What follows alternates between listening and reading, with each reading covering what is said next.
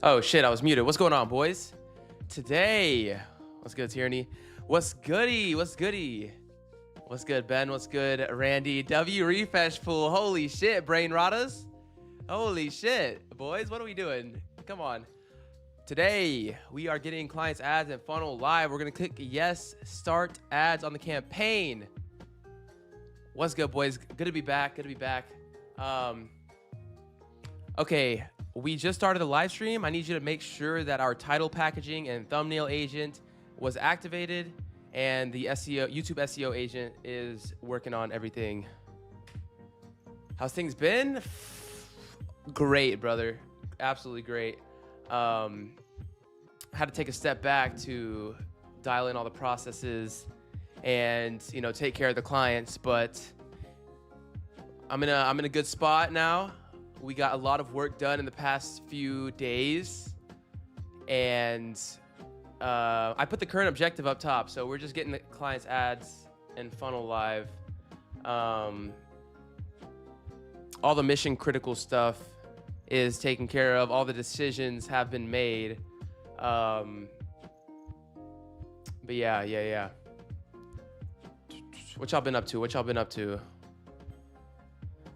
Oh. What's goody, boys? Heard there was some bad news about Claude recently about them increasing prices. Yeah, that would be crazy. I've not heard anything about that. That does not sound good. All right, let's start off the session with some planning. Some lo-fi AOT. Hold up. There's gotta be another one over here. Here we go.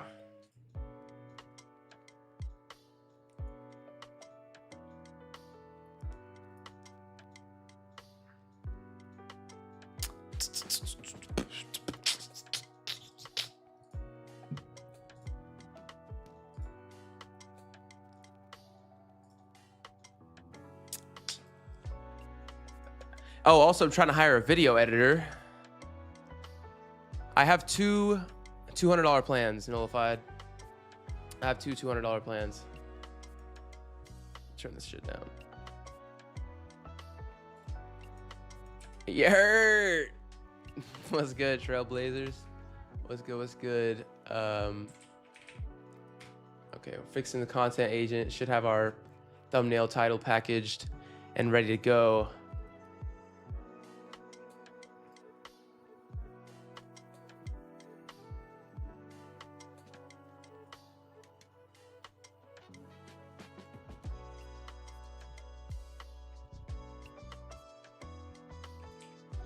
Okay, good to know. What is on the list for Michael? We're getting his ads turned on today. I just want clarity and assurance, I should say, that the funnel, the pixel is firing correctly for the changes that we made to Spice Up Lawn. That his GoHighLevel account, you have access to his GoHighLevel account via private integration token and location ID from his Supabase client table. I need you to test this end-to-end similar to how we did with Aiden. And if we don't have a end-to-end testing skill specifically for testing as like a checklist. Okay, let's call this a meta pre-launch checklist skill. I need you to go through Michael's campaign. I need you to check if the site is pointing at the correct location, that the UTM parameters and strategy is locked in and confirmed with myself,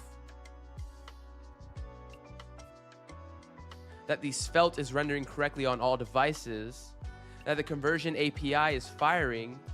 We don't want to pollute the meta pixel in the testing phase though, so we need to ensure that we have a proper procedure in place to make sure end-to-end testing can be done in the proper environment without polluting pixel data, which is sacred. Conversion API is firing properly without polluting data, which is sacred. And that we are capturing all of the quiz answers. It is being written to his GoHighLevel sub account, similarly to how Spiced Up sub account writes and the Spiced Up funnel. We need to have these skills built out, and I need you to do that end-to-end testing. I need you to confirm with me that we are not going to mess up anything along the way. Do you have any questions for me? We're going to go in the planning mode for this.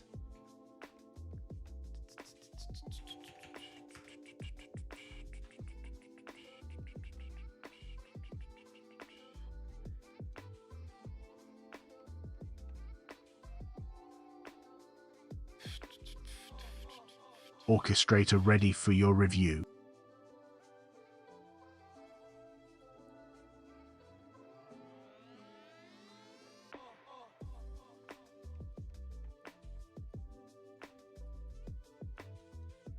Now just get it figured out, fix it.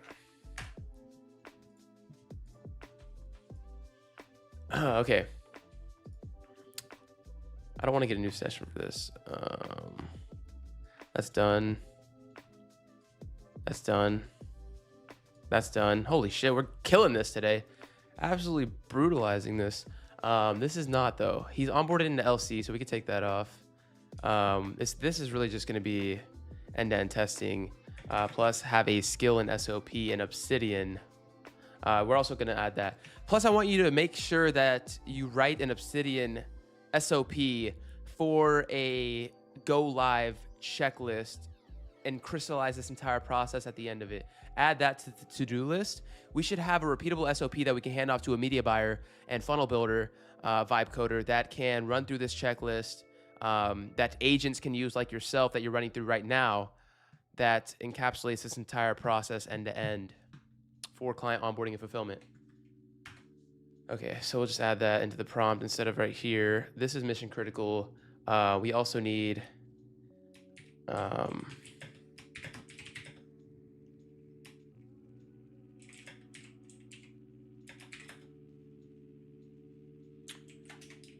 Isaac onboarding. Yeah, write it. What's good, Nick? Josh onboarding.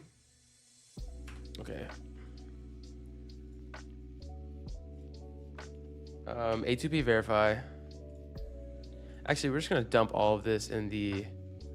I'm not doing this shit. I'm lazy as fuck. A2P verification. Need to buy the phone number. A2P verify with A2P verification skill. Buy phone number. Verify A2P. Walk through the connection between meta, funnel, conversion API,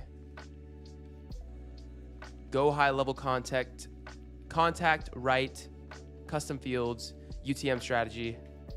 Okay. What up, Jason? See them. View counts going up. Boy, what's good? Matt, how you doing?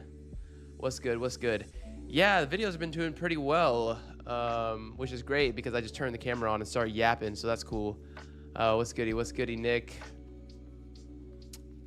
So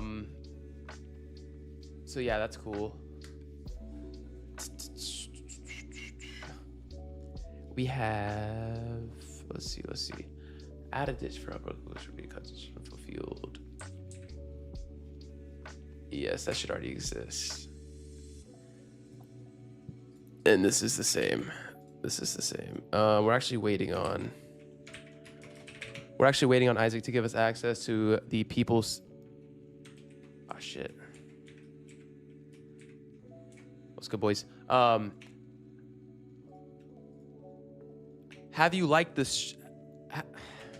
Have you liked the stream and joined operators? Orchestrator ready for your review. Okay.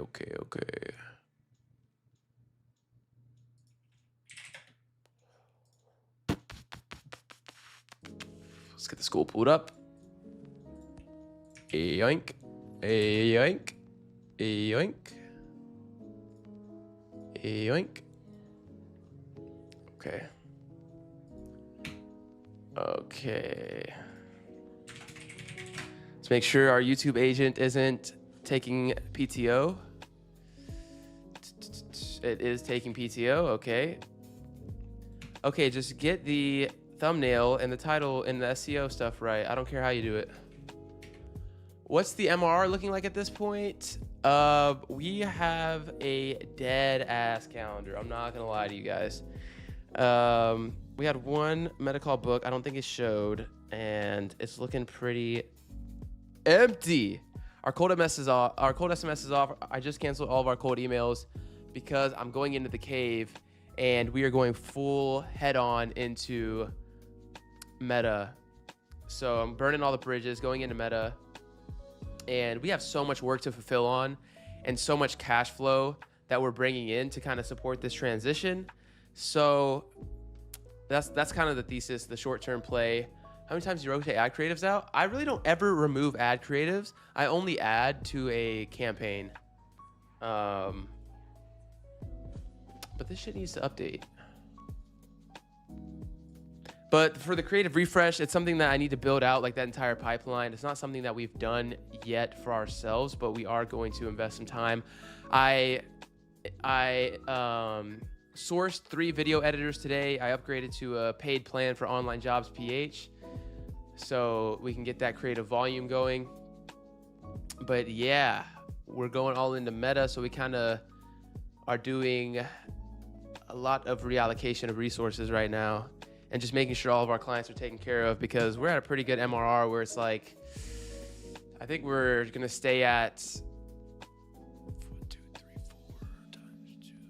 we're gonna be well over 10K MRR once all these clients are onboarded, and I'm just chill with, you know, providing the best results possible and using that as the spring to ascend to the next play, which you guys will see. You guys will see.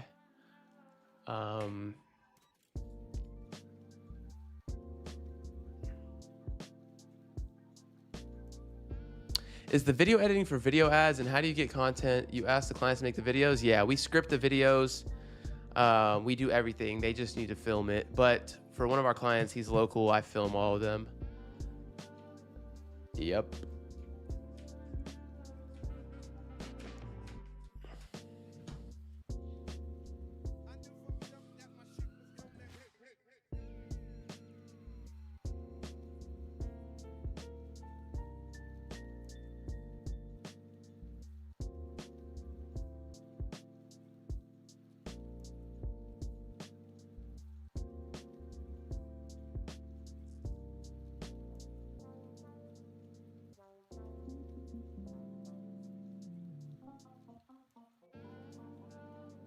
Yeah. Yep. So I got to make some media. I got to make some content to kind of do a paid trial for these video editors. But I've just been grinding on getting these guys past the finish line. It's been really hard to get these guys to give me all the information and like work with their other vendors, but that's normal. It's just been difficult, but difficult is why we get paid. So I bought a new domain. It's called Get Quoted Fast. So we're going to host all their funnels on one aggregate domain. So you go through YouTube jobs for video editors. I have a nice team of video editors right now. I've vetted about 150 people to come up with a good team of like 6. So you go through YouTube jobs for video editors. YouTube jobs? What do you mean YouTube jobs? I mean, dude, I'm actively looking for an editor. How good of an editor do you need for meta ads? I would say intermediate. Definitely intermediate. You don't need you want a good one, but I think I'm trying to stay like on the cheap side, the very cheap side, honestly. Because I think it's possible to get a really good editor for pretty cheap. But yeah, Matt, definitely DM me on the school if you got a pipeline. I would love to hire from your ecosystem. This is fresh YouTube live display. What are you using? OBS. I'm using OBS with an open source app called Social Stream Ninja. This is just a GIF in the background. Yeah. That's always the hardest part. Yep. That is the hardest part. I'm gonna do it though. I'm gonna do it. It's gonna happen.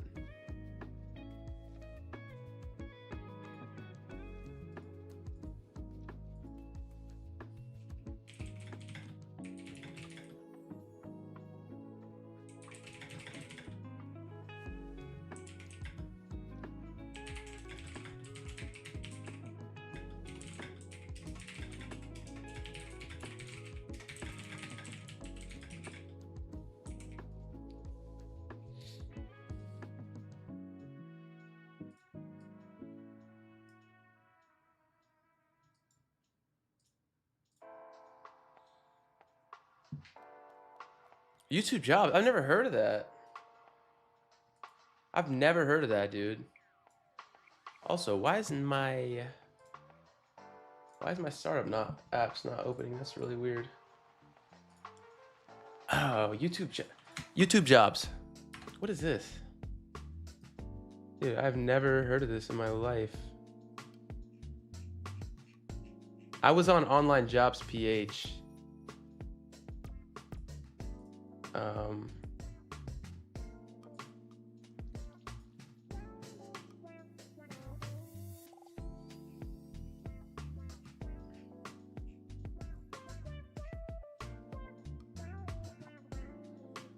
Orchestrator ready for your review. Yeah, I never even knew that was a thing.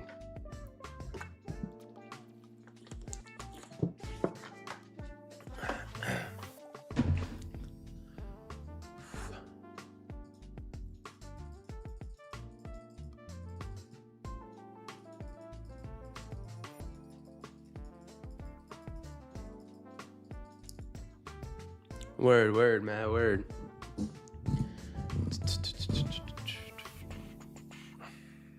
Okay.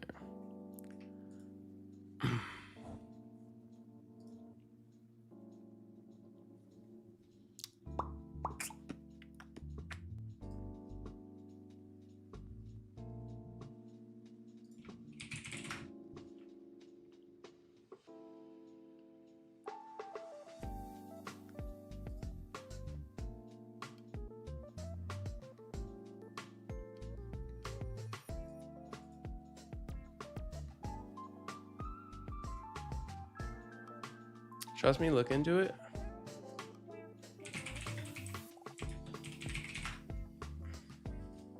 Oh, job postings. Okay. Is this not? This isn't official YouTube, is it? Oh, the Philippines joint. Yeah.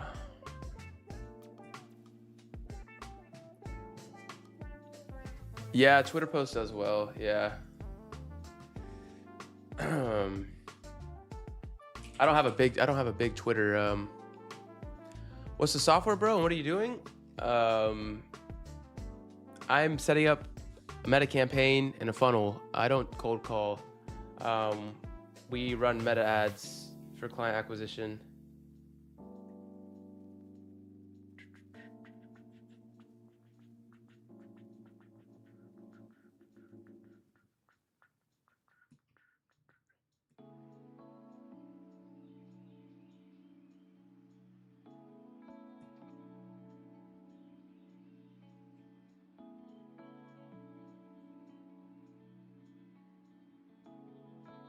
Orchestrator ready for your review.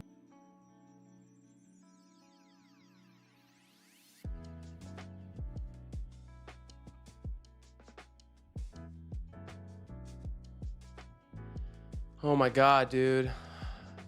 I'm at 300 MRR with just cold calling. Congrats, dude. That's awesome. Yeah, cold calling is brutal, but it gets the job done. Likewise, bro. Appreciate you. Meta ads, yeah. Oh my God, dude. I just opened Twitter to make a job post, and the timeline just served me up some absolutely awful stuff, bro. Oh my God. Oh, okay, back to it.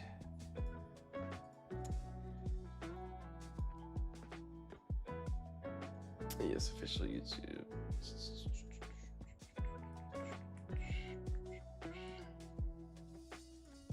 Oh man. God, dude. Thank God I did not have that open.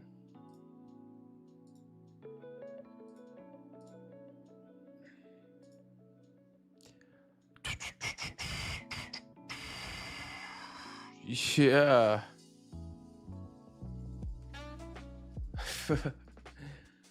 Oh man. All right.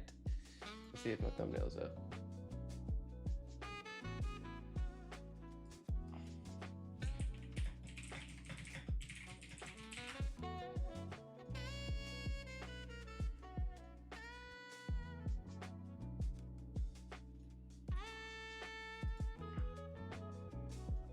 Do you need good scrapers? Nah. I've got really good scrapers that I vibe coded. What's that of Twitter posted YouTube jobs? To get quick cash or something? No, just to hiring a video editor.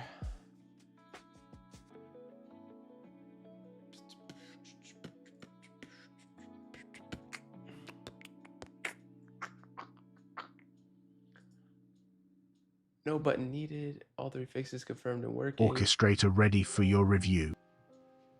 Wait, what?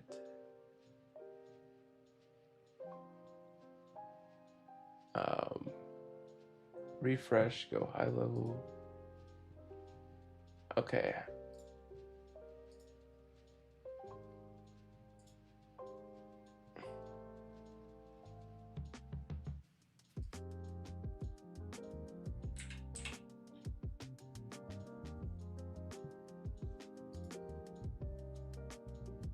I know about video editing, by the way. What do you mean?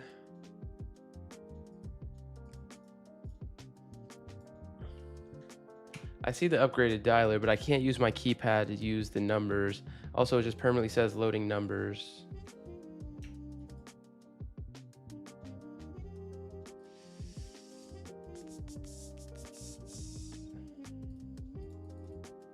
And the X doesn't work to minimize it.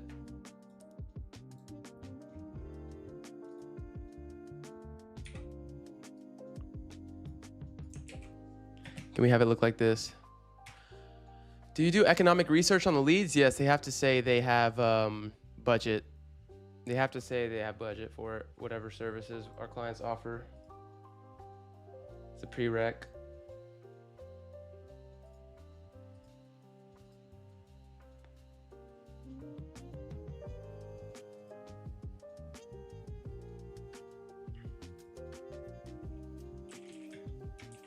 Yo, what's good, S Max? What's good? What's good?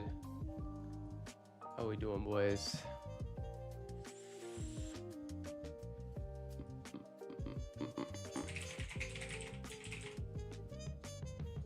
What was I doing? Open this locally for me. Long time. What's good, bro? Long time, long time. What do you mean still building? What's going on?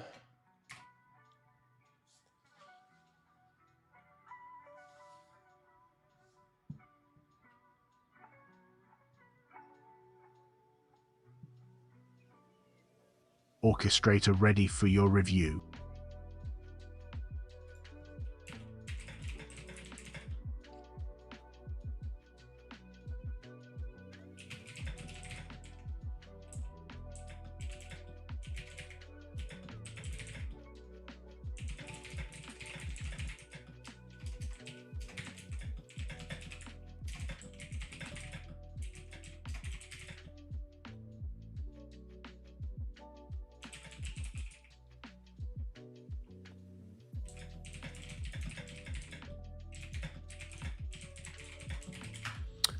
How do you do that? Can you tell me which sources you use?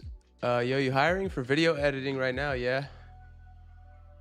100%. You're a video editor? Join the school community. DM me on school. Send me your portfolio. I'm looking for cheap as fuck though. Like I'm looking for like a really cheap video editor. So if that's not Orchestrator ready for your review. I don't want to offend you, but you know, right now I've got like three people I'm looking at for like $5 an hour, but mainly like per video right now, and a paid trial. Gonna be looking at like 500 to 750 a month. So if that's not you, then you know.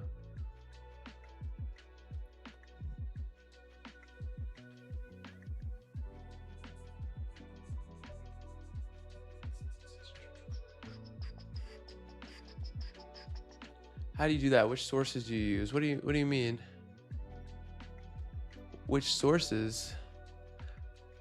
For leads? I don't know what you mean.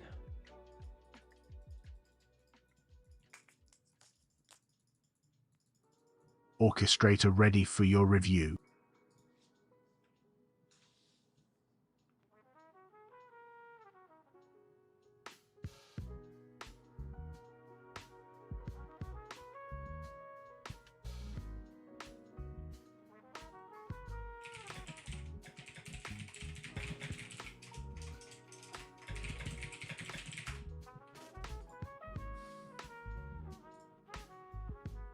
How do we make it so I don't have to do this every single time? It's getting annoying. For economic review, we just put a question that says, what's your budget?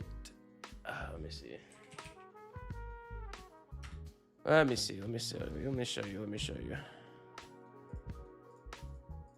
Look, this is how we do it. What's your budget, bruh? So Orchestrator ready for your review. Orchestrator ready for your review.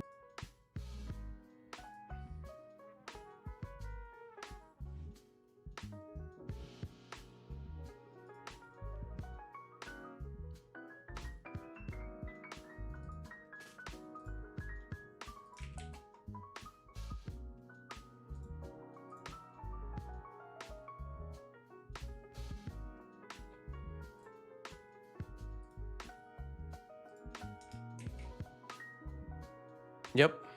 No problem, dude.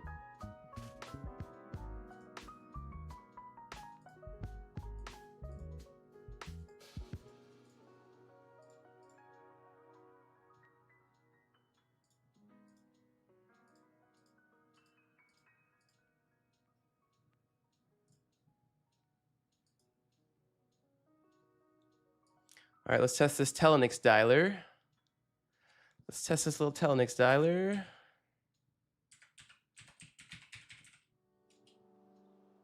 Damn it.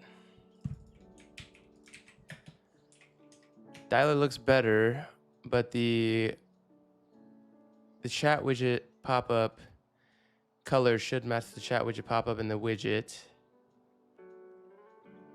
Also, it's a little raggedy as far as the number drop down.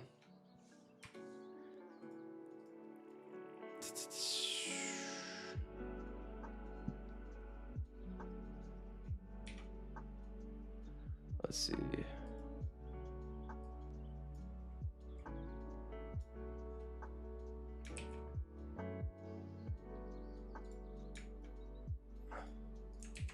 Also, if possible, I would like to have a little button on every single opportunity in the pipeline. And I would like to have the button, instead of it being in the way at the bottom right, next to the native GoHighLevel dialer.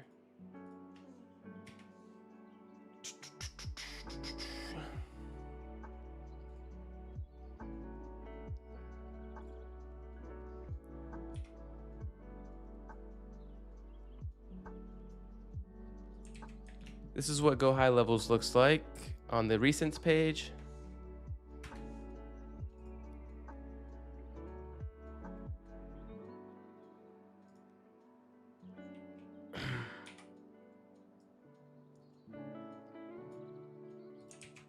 Here's what it looks like on the contacts page. Orchestrator ready for your review.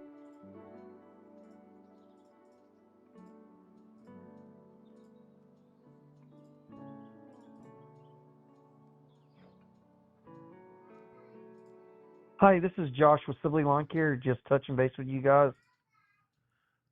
Okay. Yo, what the hell is that orchestrator? Is it a human being in the human loop when the clause task is done? Add a review. If so, how the hell do you get it to do that? I would love that. Yeah, Matt, it's exactly that. It's a stop hook.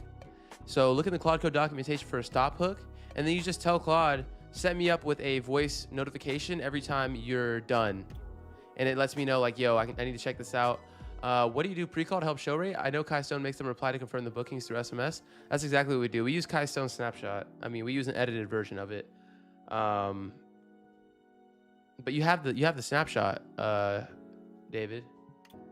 I believe you should have my snapshot to see exactly what we do. I think.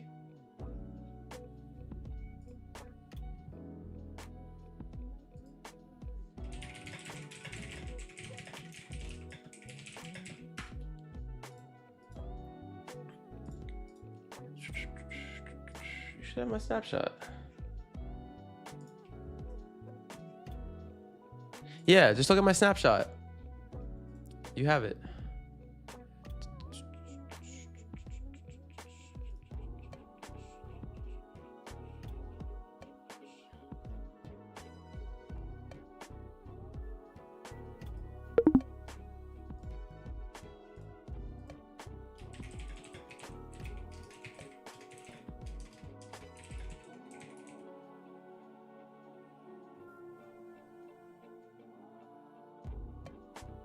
Orchestrator ready for your review.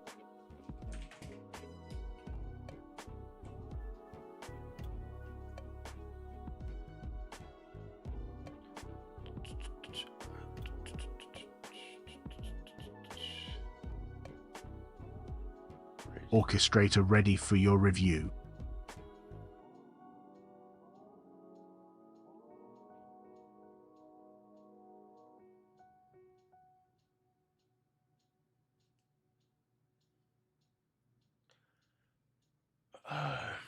Okay. We got Elliot in the school community said, would love to know what the main things you're focused on. And then what specifically drove you to ultimately focus on the one thing. Any advice would be great from here and others, I'm sure. Yo, what's good, Elliot? So mainly with this video, which I've actually taken action on today, turned off all of my cold email inboxes, turned off all of our cold SMS to go fully into Meta to burn the bridges on our client acquisition system. We have the cash flow to float us. And in this video specifically, I was referencing our client acquisition systems, but it goes across the board. The fewer things you do, the higher you're going to be able to scale.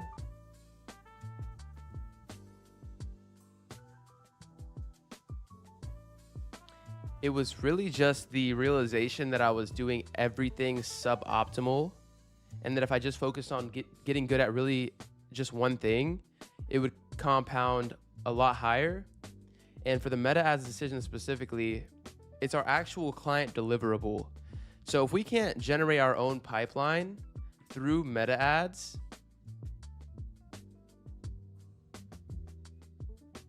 and have the proof be in the pudding, it just didn't sit with me right. Media buying and meta ads alone are insanely scalable, and one winner can take you to new heights.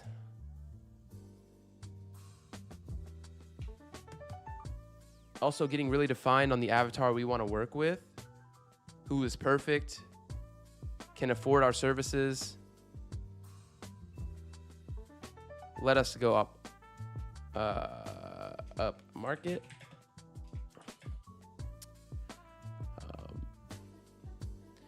But it's just the pure realization and belief that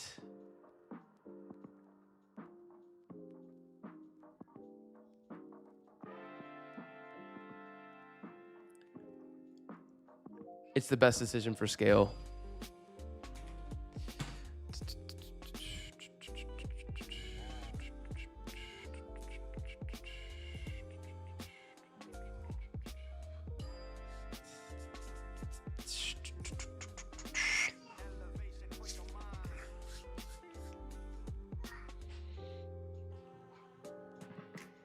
Okay.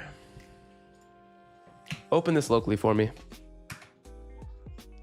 Oh, never mind. It's already open. Elijah! Come here. Hi, baby. Oh. Let me start that. You like the new Drake album? Haven't listened to it.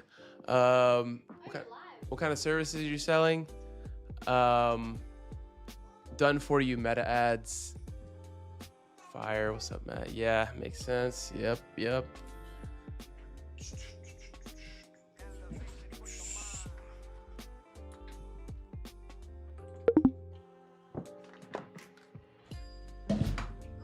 Ah, shit.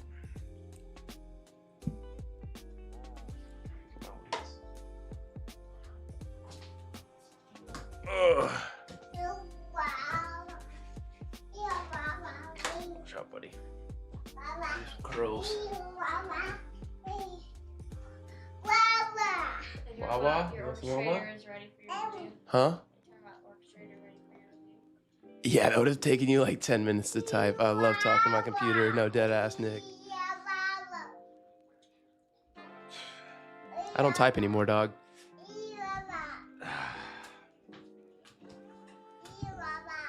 Is it hot in here? You need Wawa? You back to the daily streams? No, I never even committed to daily streams. It just kind of happened like that. which is funny. I'm probably not back to daily streams. That's nasty, Elijah.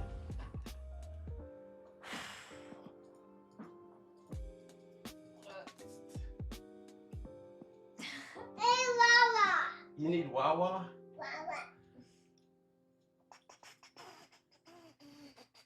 It's espresso water. That's gross. Let's not do that. Yeah. We're gonna do some lat raises. Oh, 80 in here. let me see the physique. Is it 80 in here? Oh, it's because I turned the AC off earlier. Oh.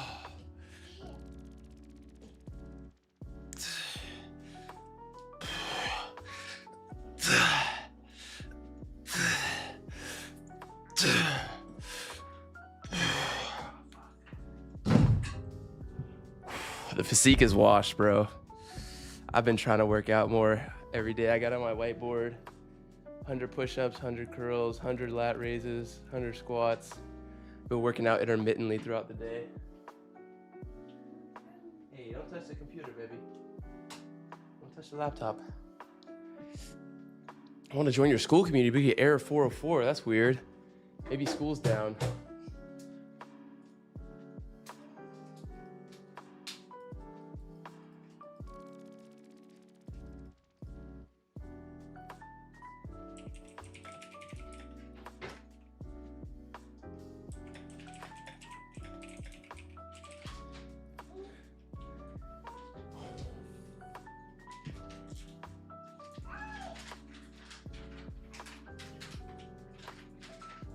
Why did we do it?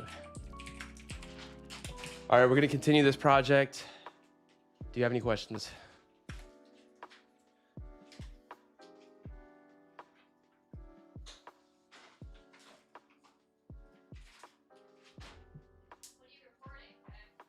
What? Orchestrator ready for your review. Elijah, you're gonna hit your head on here. You have to be careful. Huh? By the way, try a mullet, it'll be fire. Oh hell no.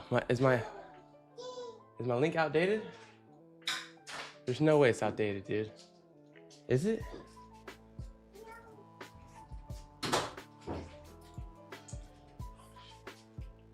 I don't know what you're talking about, bro. I'm clicking it right here. Looks good to me.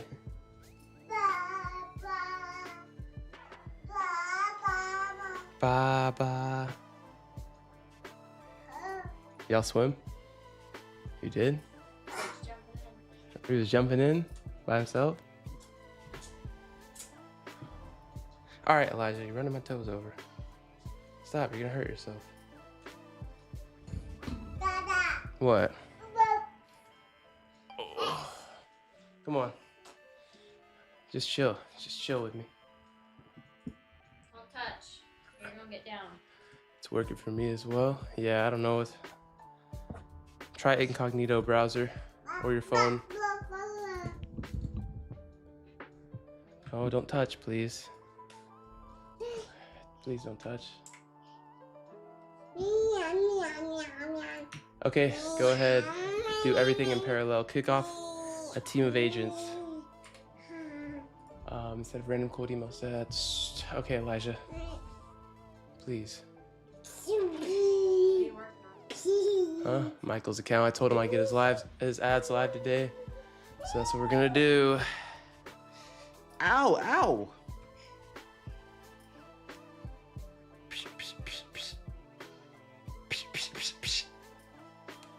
No.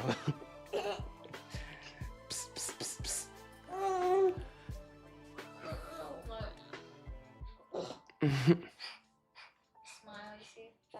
Ow, you hurt me. Clapping with your feet. Okay. Ow, Elijah, stop hurting me. Ow. Get down. Don't hurt Daddy. Stomach was massive.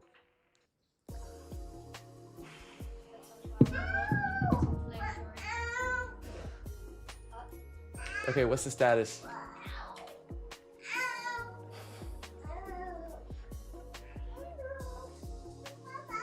What else needs to happen? After this, after all of these are done, so these are just, but we're waiting.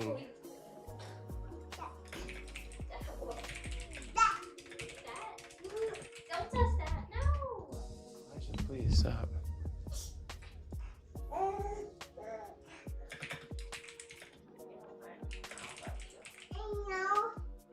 Orchestrator ready for your review. Go make the bed. Go get your milk.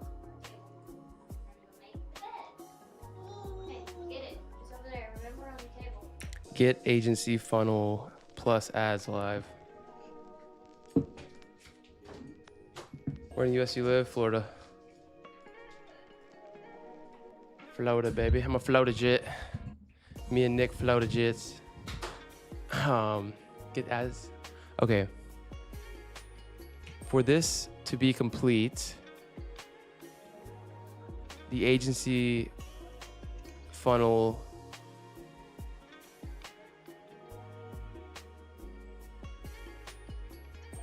I'm gonna get married next 2 to 3 years, bro. So next level of motivation, responsibility, and that you work hard as fuck. Yeah, I mean, yeah, yeah. You can say that again. You can say that again for sure.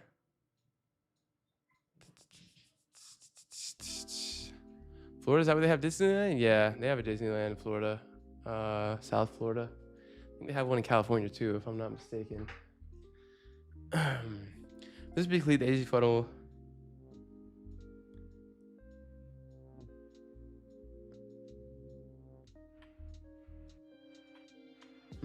Okay, let's actually. Orchestrator ready for Okay, your what do we review. have left on the list for the agency funnel and ads completely live and automatically booking calls on the calendar? I know we need to do those breakout rooms, FAQ, Loom videos, whatever we want to host it on, Wistia, OBS, whatever. The thank you page video needs to be scripted and recorded. All the FAQ breakout videos need to be recorded. The partnership page needs to be recorded. All these need to be scripted. The VSL needs to be scripted and recorded and edited. We also need to plan Orchestrator value ready for your emails. review. We also need to plan the SMS sequence on a lead and have the logic somewhere, probably in GoHighLevel, for the SMS and the voicemail drops. Our reference uses SendBlue, so I don't know if we could do that. As far as like voicemail drops, we're not going to use SendBlue yet. It's going to be way later down the line. The SMS and the emails have the landing pages with the value.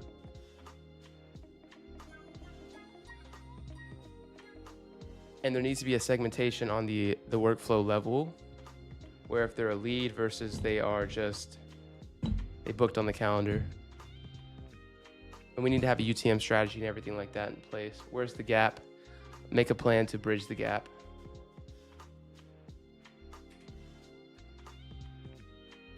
Did you scrape those videos for YouTube script writing?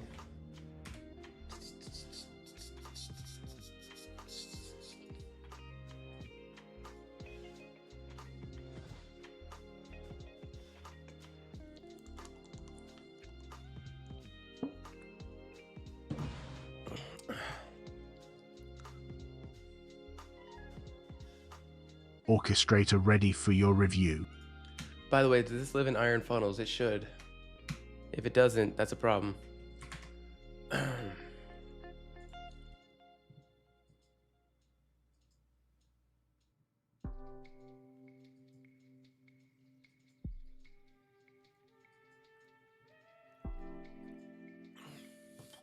Does our Elgato, do we have a skill for this? Did you write a skill for this?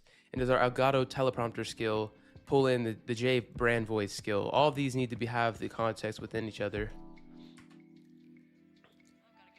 So when someone sees your landing ad, meta ad, does it push them to a landing page? Yes. Yes, 1000% yes.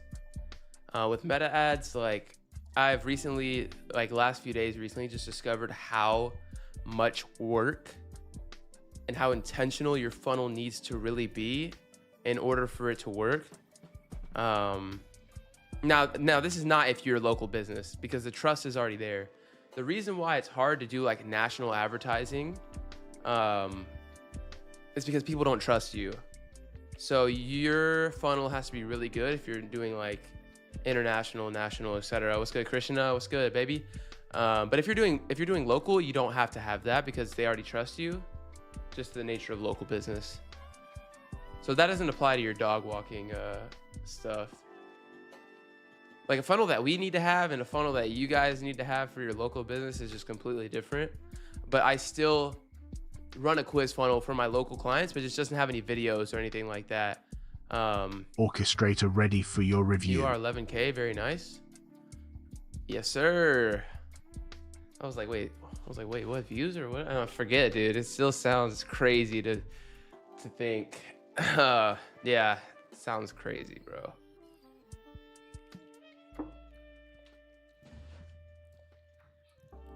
Absolutely crazy, but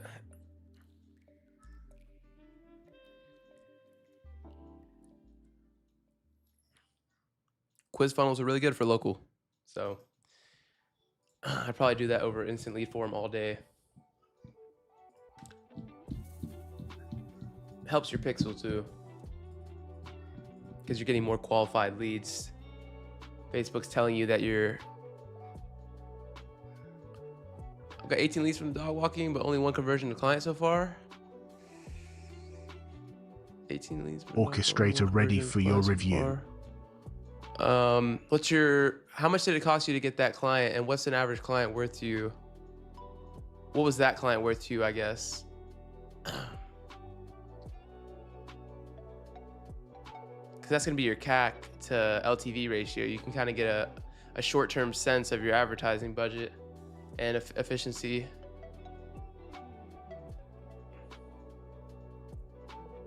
I think you could really benefit from sending them to a landing page if you wanted to optimize your meta.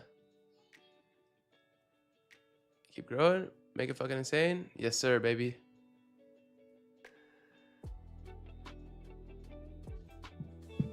Okay.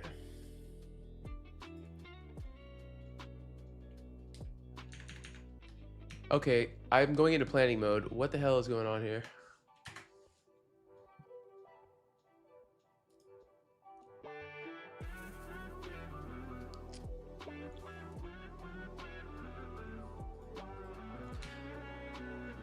Okay, can you also do the same thing for writing VSLs?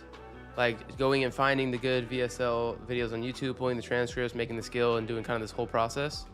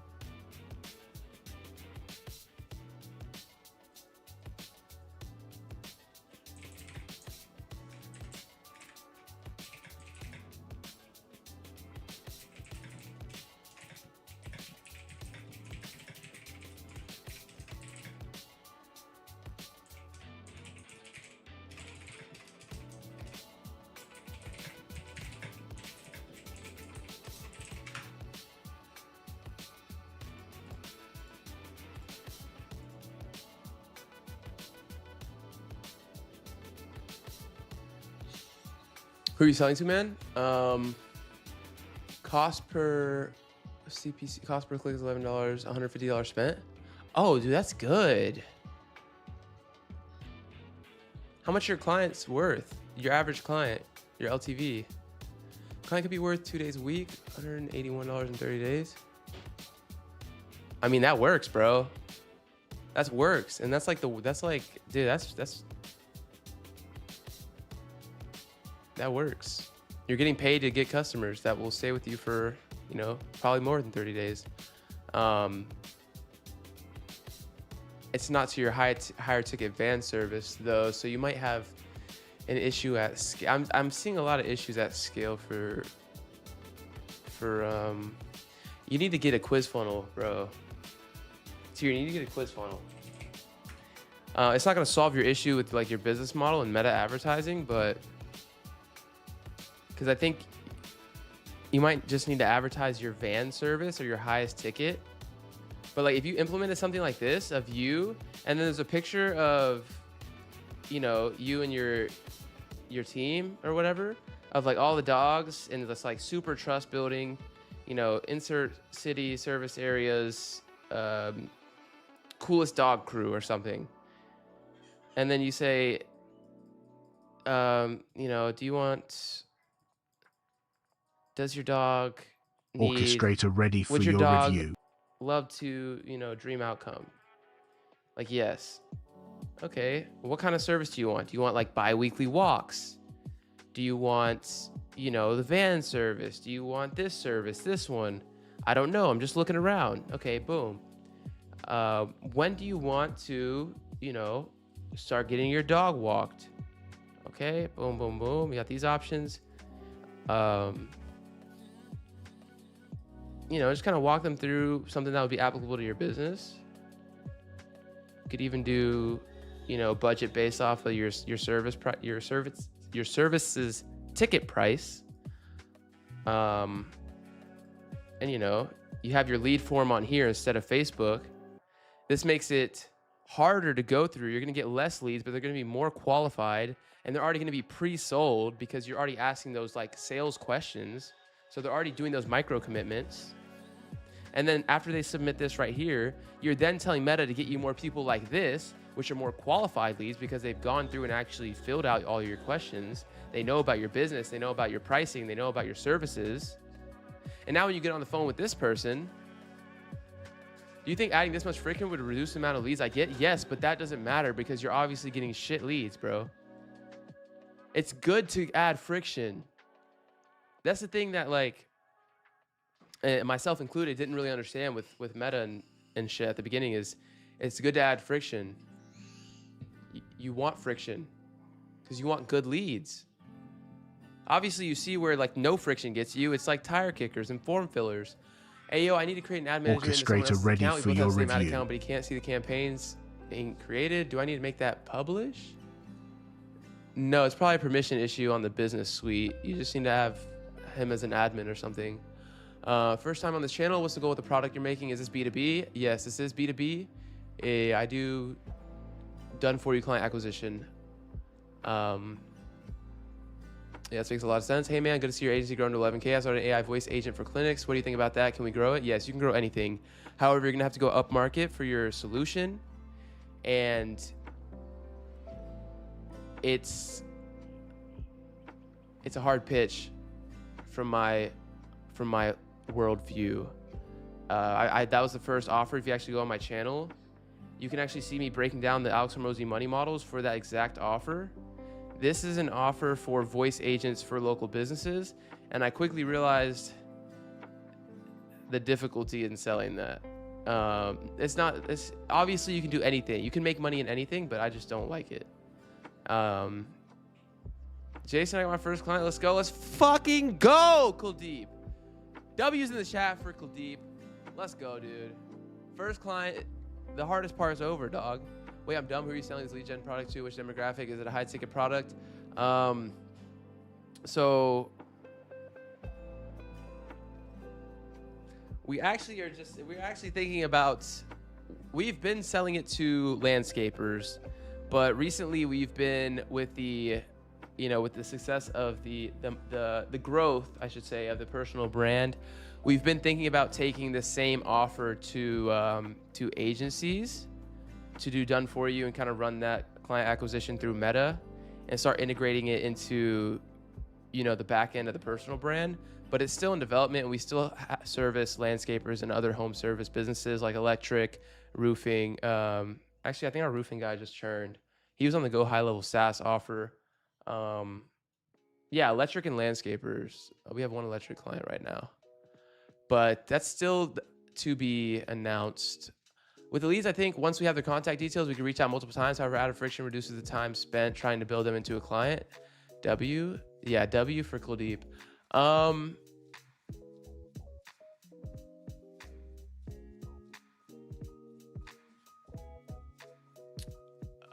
So yeah, you can reach out multiple times, but you're teaching, look, think about it like this. You're teaching Meta to give you more bad leads, but your service area is so small. Like, what's your TAM in that radius? Realistically, it's gonna be rough, bro. No pun intended. It's gonna be rough with the ticket size. Orchestrator ready You're for seeing your it from review. Meta's point of view. Yes. The Meta algorithm, Meta AI. Yeah. But not even that. It's like saving your sales energy. It's saving your CRM data hygiene. And like, if these guys are not gonna go, like, if they see your ad and they're interested, that's the peak interest. What's stopping them from filling out, clicking a few buttons and reading and like doing a multiple choice fun little quiz? And then if they were going to submit your information on Meta, just make sure that your form on here can auto submit. Like, this will automatically populate their information just as easily. It's just a play, dog. It's really just no pun intended. But I think it's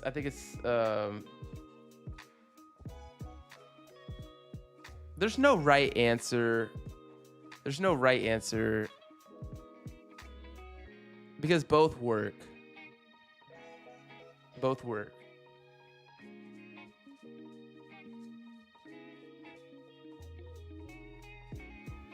If you're in a small area, run a lot of ads. Yeah.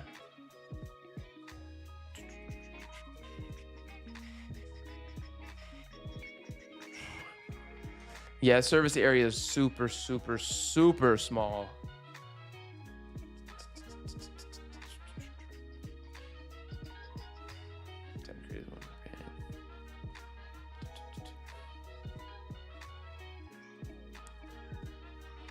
Yeah, doing $30 a day budget, but it's never hit the budget ever.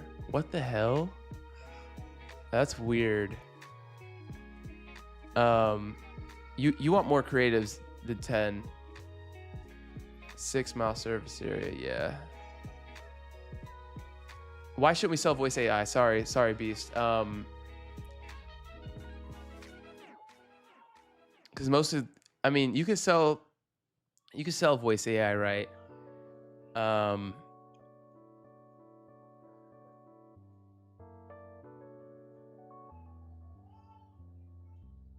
It's a hard pitch. It's not beginner friendly, I would say. There's nothing inherently wrong with offering voice AI as a service, but I feel like, a business owner thinking about AI is going to talk to my customers, like, we're just not there yet where the acceptance is there. Like, you really have to get your foot in the door with like some other service up front and trying to convince a business owner that who they don't trust, is going to help their business by like literally having AI talk to their customers. Like, dude, like, do you hear that? Now, obviously, it wouldn't sound like that in the copy or your ad or anything like that on the front end, but I've been there, done that, and, all these guys want is just more jobs. Obviously, a voice AI that increases their speed to lead is going to do that. It's a hard sell, bro. It's a hard sell. I would definitely do do a conversation agent. So 3 different campaigns with $10 budget each and 30 different creatives is better. No, dude, I would just me personally, I'm throwing all the ads in one campaign, one ad set.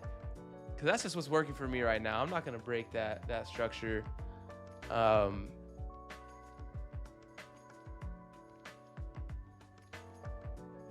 Yeah, just I'm not sure on. You've been running that campaign for a while. You do have to like kind of time when you add creatives to a campaign, because it affects like learning. I'm pretty sure. I'm still new to all the meta stuff, so I still have a lot to learn. But I think like Nick told me, you have to like duplicate. If you wanted to add creatives, you probably want to duplicate 10 creatives on one campaign. What kind of meta? That's not my experience. I've got like 24 in a campaign right now, dude. Like automations or whatever.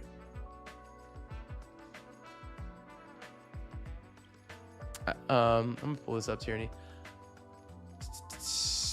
Shit. Dude, this is one campaign, one ad set right now. What the fuck? Oh, this is 64 ads. Okay. Look at this, dude. There's 24 in here. I don't know what you're talking about, Tierney. Beasts. What I preach is selling lead generation. So that's like running meta ads for your clients. All of it makes money, but from experience, we hop on the call and they just want more book jobs. And the easiest way to add revenue to these businesses is just running their ads for them. Like you can't multiply 0 by 5 if their lead flow is garbage. And the only thing you can affect their lead flow with is ads. That's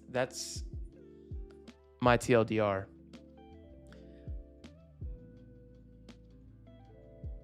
Now, if you wanted, what's CPL looking like for your client? I don't know. Probably like half of this. The pixel was messed up. I fixed it though, Nick. If you're still in here, I fixed the pixel.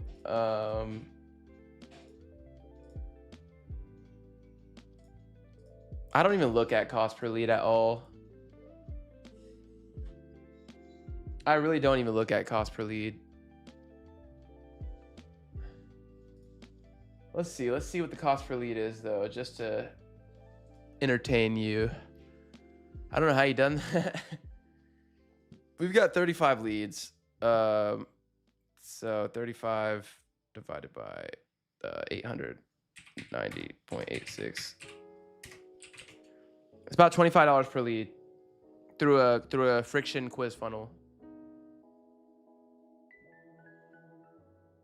which Meta is telling us to bump the budgets on, but he's telling me to wait, so I will do that. I will wait.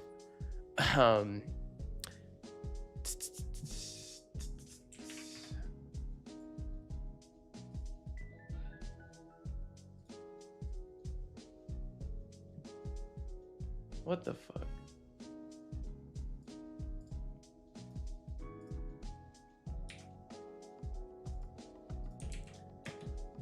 Look in the spot it's in. It should be next to the green one in a normal orchestrator ready for your review. You know.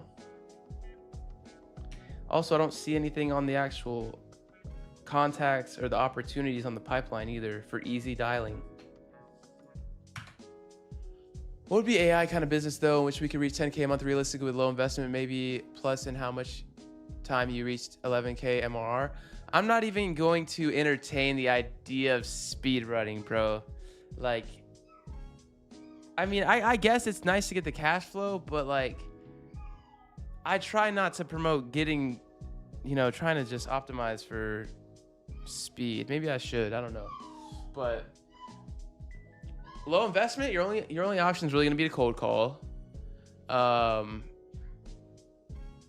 If I were to do any of those businesses you mentioned previously, I would start with a database reactivation. So I would be on a cold call and I'd be like, yo, I can make you a lot of money by doing a lot of little, so like doing like no work, and you only pay me per booking that you reactivate as a foot in the door, and then it's kind of your foot in the door, and then they already trust you. You're making money on the reactivation. If you wanted to sell one of those lower ticket things, but really, if I wanted to hit 10K a month, right? Okay, let me put myself in the frame. And then let's make a little sneaky little clip real quick. Ah, shit. Okay, let's see. Boom.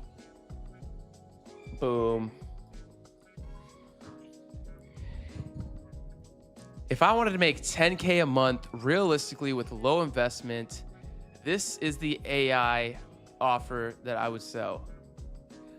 I would find a list of businesses scraped directly from Google. I would verify all of those phone numbers to see which ones are mobile and VoIP, which are most likely the owners of those businesses. I would cold call them, and then I would pitch them that I can get them more book jobs, and they only pay if it works. That's the pitch. And you're only gonna sell them a time slot on the calendar. You book them in the back end. You have those GoHighLevel workflows for pre-call nurture. And on the call, you're just doing closer. So you're seeing where they're at. They're probably not running, any meta ads, anything like that. And I would offer to do their meta ads. And at the beginning, if I had no social proof case studies or anything like that, and I wasn't good, I would only charge them per lead, no setup fee. So all they would have to do is cover the ad spend, and then they would pay $50 per lead. And then it only takes you 5 customers. So if you're doing those daily dials, you can get some appointments set. Your show rate is probably going to be bad because you don't have the snapshot set up. But if I wanted to get there as fast as possible, I would sell lead generation. I would sell a grand slam offer, which is I'm going to do everything and you only pay me if it works.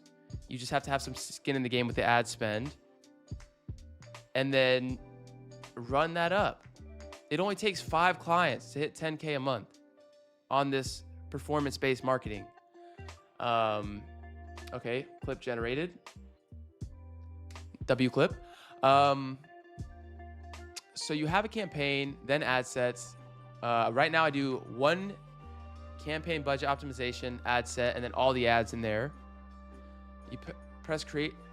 Dude, I don't know what Claude builds out all this stuff. I have no idea. Claude builds out everything. I don't go in and touch anything in the meta dashboard. I really have no idea. Different way in different ads in a set. No, I have no idea. Do you think targeting less audience 200K in Houston with a budget of $800 to get 10 leads is better than audience of 2 million inside of whole Houston? Audience 200K in Houston is with a budget of are you talking about for local lead gen for your client? And to get 10 leads is better. What's your offer? What's the context? What's your client optimizing for? What's their business? What ticket size are you trying to advertise? I need more context, go deep. Orchestrator ready for your review.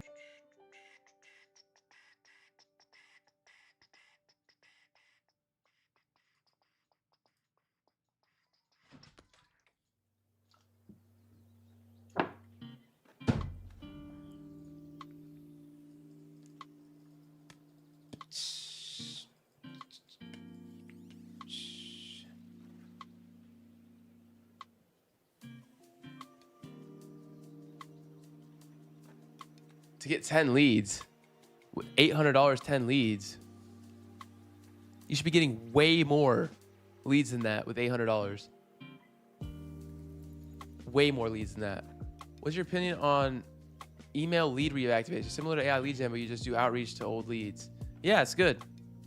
I would add SMS on that primarily, though. It's good. It's a very good foot in the door, very good quick cash play. It's awesome. I mean, it's S tier for sure. Database reactivation to S tier.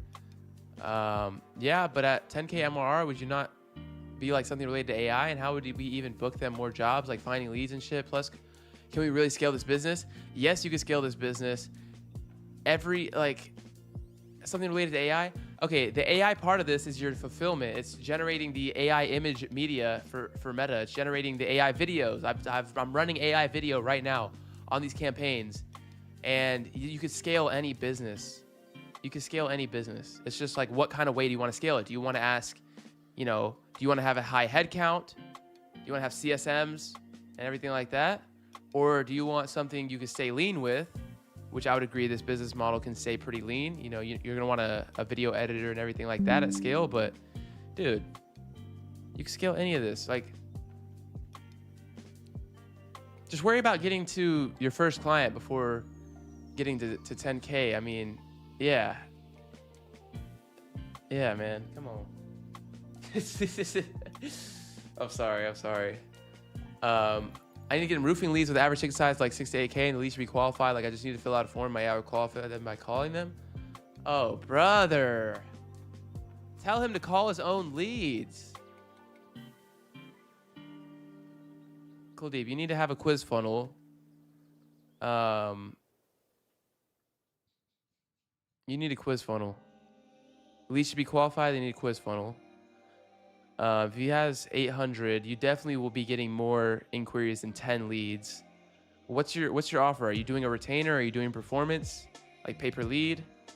AI calling them is just so fucked, bro. Why would you have an AI handle a 6 to 8K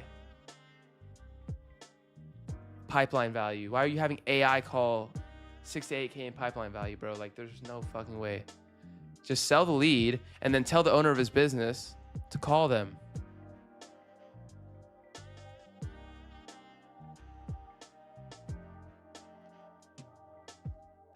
Trust me. The magic is in the work that you are avoiding. Beast, stop worrying about 10K a month. Not even, yeah, no, exactly, bro. Like, yeah, but how do we book them more jobs? Kind of beginners. Tell me in simple words, man. I mean, you run their Meta ads, you collect the lead from Meta. So this is what it is. They're going to create a video. They're going to say, hi, I sell X product locally. Tap the quiz to learn more. You edit that video, you put it into Meta. Once a homeowner like myself says, oh, I like this, I'm clicking this. I see a quiz, I click the quiz, I say my budget, I say what services I was just interested in. And then I put my information in. And then on the page, there's a thank you page. Okay, we're going to give you a call soon. Boom, you got paid. That's it. That's all you care about, because the owner is then going to give that lead a call and then book them in. Yes, advertise service, lead interested in service and tells you their information. Business owner call lead. Enough leads, business owner eventually close lead for big money. Your cut very small amount of money from big money. Win, win, win. Have y'all seen those caveman videos? I feel like I should do one of those caveman videos. I think they actually like really help in simplifying stuff.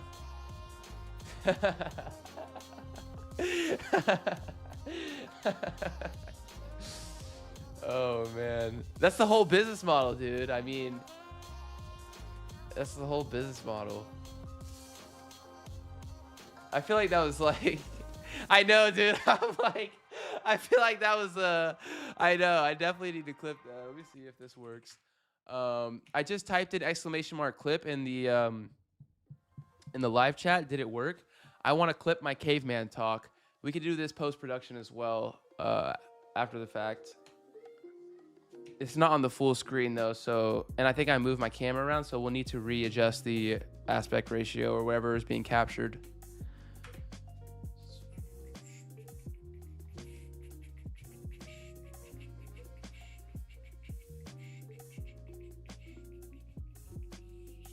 Do whatever you need to do on this. Okay, what do you mean once deployed? We've been waiting 3 minutes already. Update.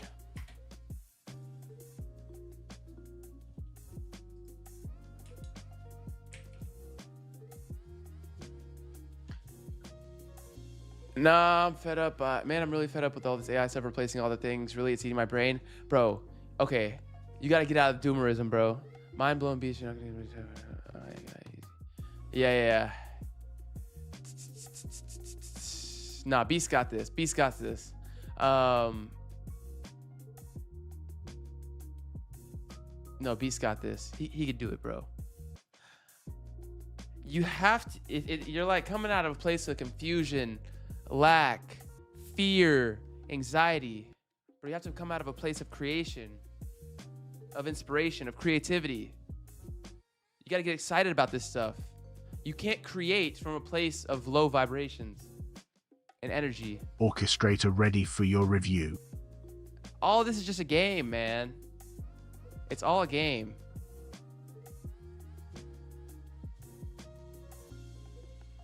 You're now going to make okay.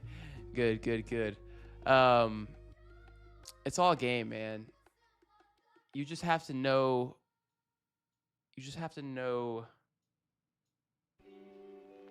a lot of things. You got to know a lot of things, but you're in the right spot, dude. Orchestrator ready for your Join the school community. review. There's a lot of free resources in there for client acquisition, lead generation, picking a niche, picking an offer, breaking down a lot of this stuff. So I should have just said that. Just join the school community, dog.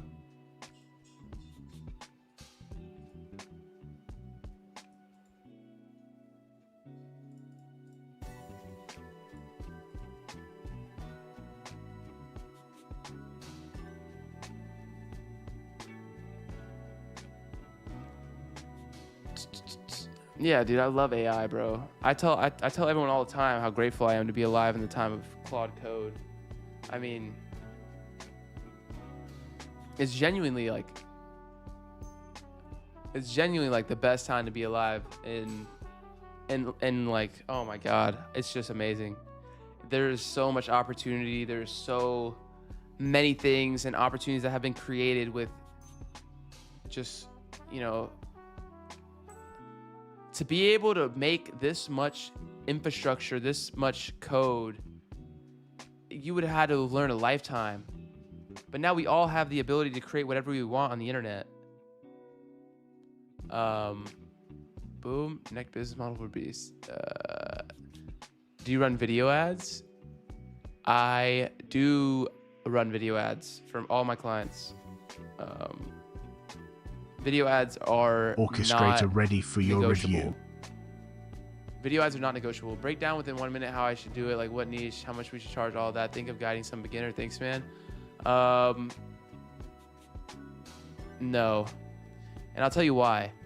I was literally in your exact same position, and I will never tell someone what niche to pick, because if I tell you and I do the hard part of like actually having to grow a pair of balls and make decisions and commit to decisions, then I haven't done you a service. You're just gonna have to get used to the uncomfortable fact that you're gonna have to make decisions which are reversible that might not be best. The thing that I can point you into is the foundations and principles on how to pick a niche. I have a video of that on my channel that you should definitely watch, of why most AI agencies pick the wrong niche, the wrong home service niche, because home services is at the end of the day like the bread and butter of where all the money's at. But there are some pitfalls, so definitely watch this video. It breaks it down for you. I'm not gonna pick your niche and build your money model for you because you didn't learn anything at the end of the day if I do that. So I'll point you at the right resources. That video will teach you how to think about the decision of picking a niche. You can also join the school community. There is pick one niche of a local business on here that can provide some insights as well. But I remember it being exactly where you were, and I just wanted someone to make decisions for me and kind of externalize the uncomfortability of not knowing. But I think that would be a disservice to you. So I'm not going to do that. I know that's not what you want to hear, but I think it's what you need to hear.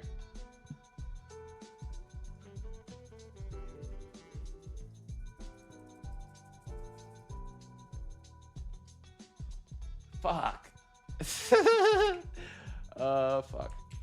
Okay, I'm not doing this again. I need you to run end-to-end testing on this with a vision model. Take over my browser, use the browser automation framework, etc., to get this dialed in. Oh my God, why is it so hard? I'm trying to make my own custom dialer, and look at this, bro. It's all the way up here, cutting off the page. It's moving Go High Levels down. Oh man, this is sick though. It's absolutely sick, dude. Oh.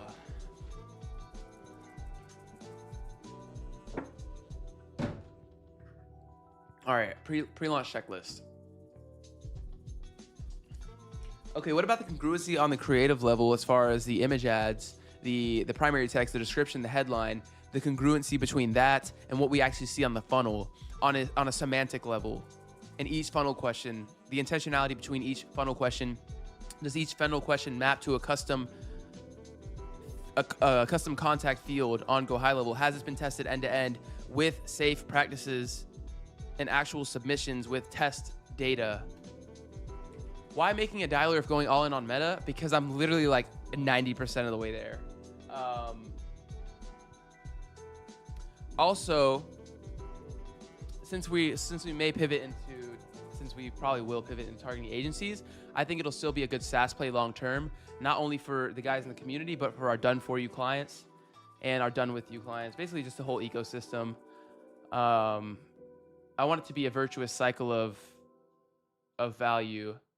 So we can have the dialer, we can have the SMS, the multi-number support, the AI setter, the CRM connector, basically an all-in-one Go High Level marketplace app for a micro SaaS. And once this is productized, we'll launch Iron ACQ, which is the MCP billing service, so where you can have Claude generate your entire outreach end to end, like your entire list generation, which is going to be exciting down the line as well. But that's like long-term play. And we get our marginal SMS saving costs. And Go High Level doesn't allow you to pull transcripts from your setters or your callers. From my knowledge, I tried to. So this will have the logging, we'll have the transcripts, we'll be able to do a lot of AI workflows, AI grading on setting calls. We'll be able to pull a lot more analytics because everything is going to be going through our system. There's a lot of different reasons why I decided to go with this kind of architecture, even though we were switching. And I already had most of it built out.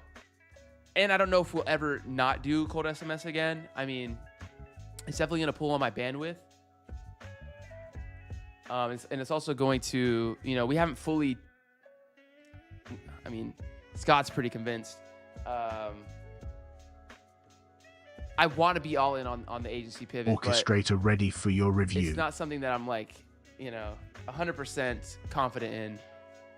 Can't pull transcripts from AI calls or human calls. Not to my knowledge from Go High Level API. How many clients do you have right now? What niche do you charge them? Just asking, man. We're in the hardscaping niche, aka landscaping, high ticket landscaping. We have about too many to really, I don't know, it changes. Let me see. 1, 2, 3, 4, 5, 6, 7, 8, 9. And then we have 10, 11, 12, 13. We have about around 13 clients. And we charge them various amounts. But the TLDR is about 2.5K setup, $50 per lead. But all of this is transitioning into legacy again.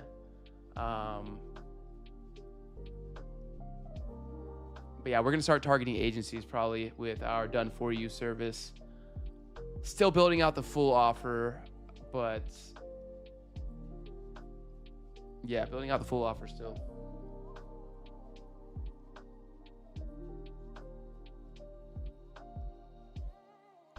I mean, correct me if I'm wrong, Randy. I don't know too much, but I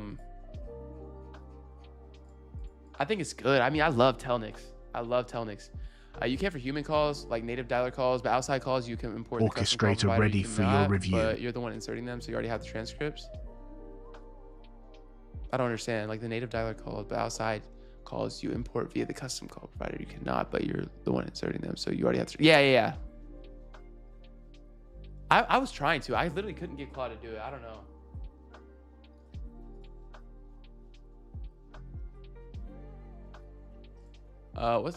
What are the new skills that were made?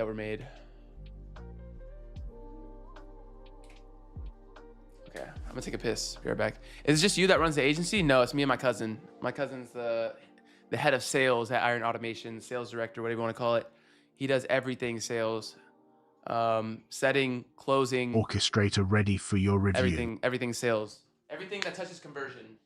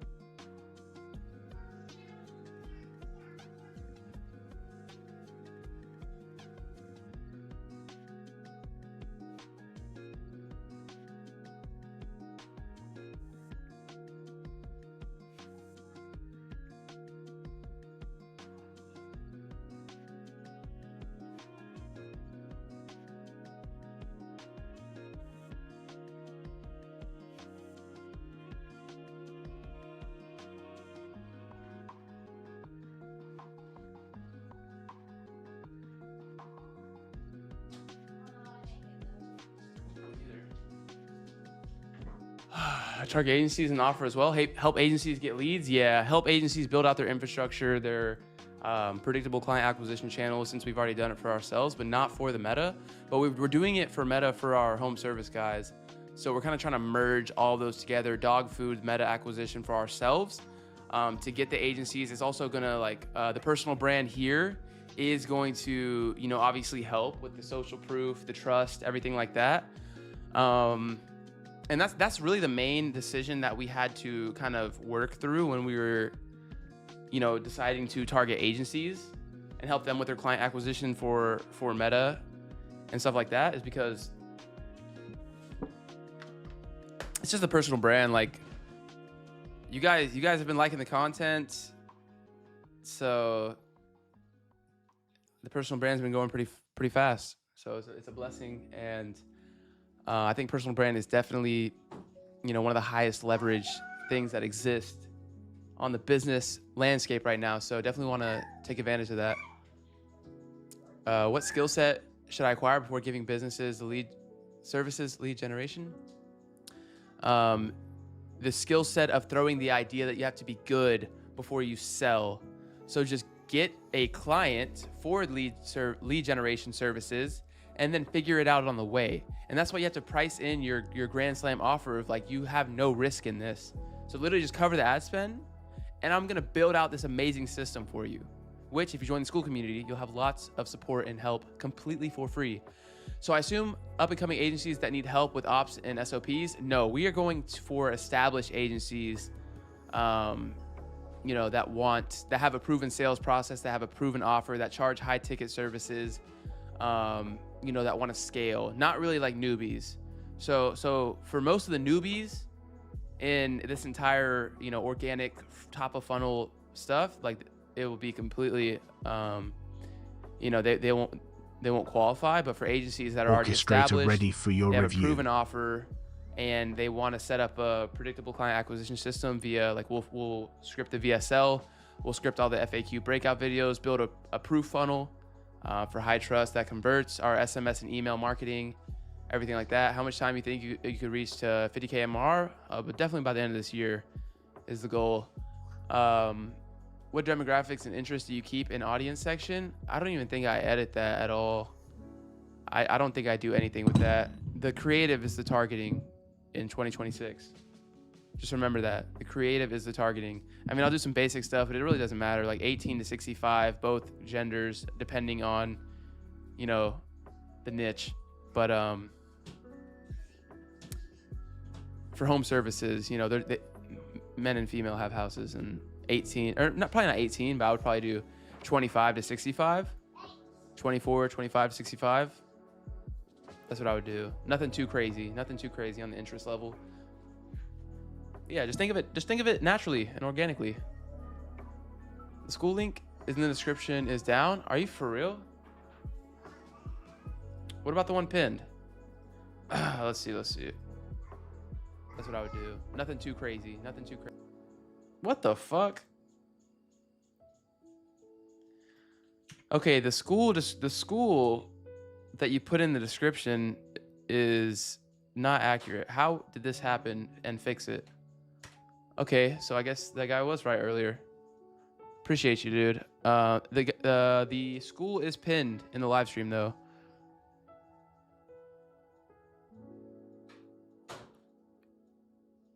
Hormozy says you can get any business to 100 million. You don't have to invest a wheel for that. How this applies to lead gen business? I mean, it just applies to lead gen businesses.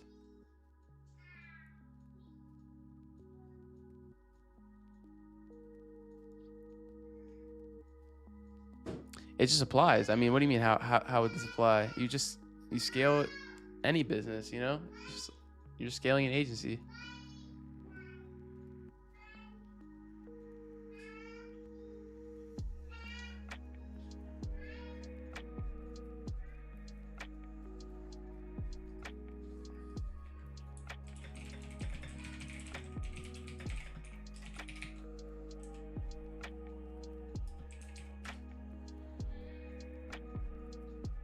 Orchestrator ready for your review.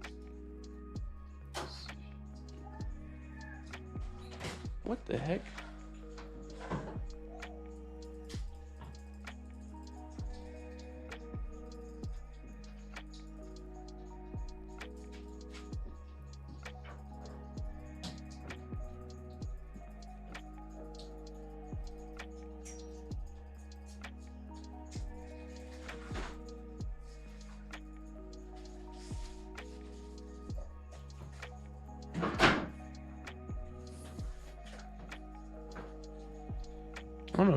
I don't even know if you could get a.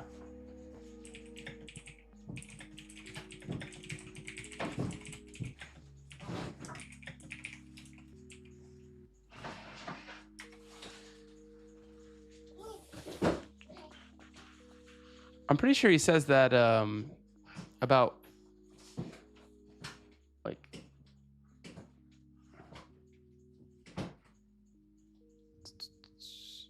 you could definitely make $100 million in revenue, but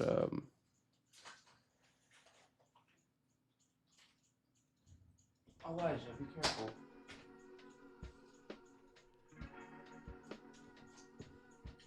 Elijah, put that back. Watch your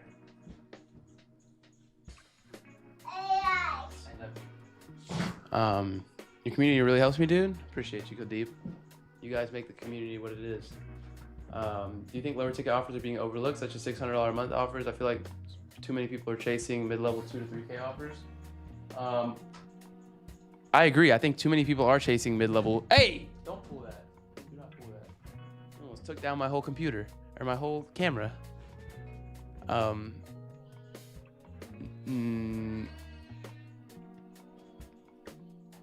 No, I don't think $600 a month offers are very good. I think you have to be the cheapest or you have to be the most expensive.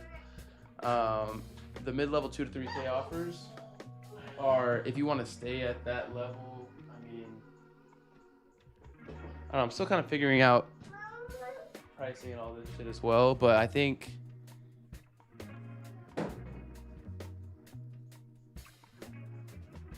as you just get better, you raise your price. I mean, every single close that we've ever had, we increase the price after. We always raise prices. We started this new offer like as an intro at 500 setup, then we did 800, then we did 1500, then we did 2K. Now we're at 2.5K, and you just keep going up and up and up and up. And then when you're on a pay per lead, you know, your lowest clients will be worth like 2K minimum.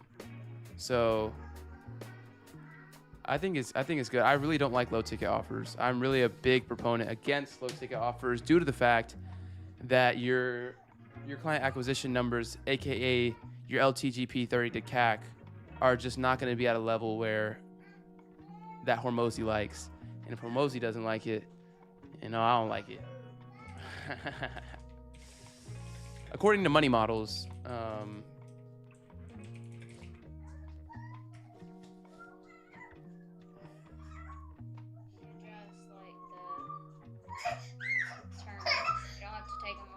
What? Yeah. Look at him. Oh my god. Can't see me. Hey, look. I was asking about the numbers, like at that level, how would it work? I mean, I'm pretty sure he means $100 million in revenue. I mean, it's just the aggregate lifetime of the business revenue. I don't know. I'm at 10K, bro. I have no idea how a $100 million revenue business works. Madwire, as an example, is doing something like 80 million a year, just doing SMBs like a $500 offer. Let me see. It's like the Kai Stone play. I just don't love it. It all depends on what kind of business you want to have, though. At the end of the day, Patrick.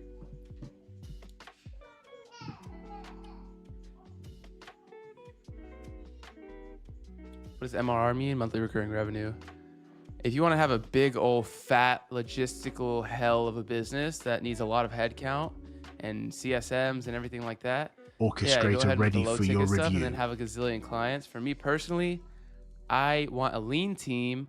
I want a very expensive product.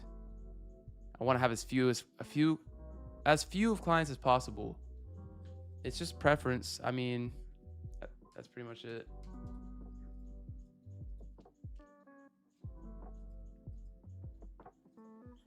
Okay, let's see if the link is updated. It should be updated.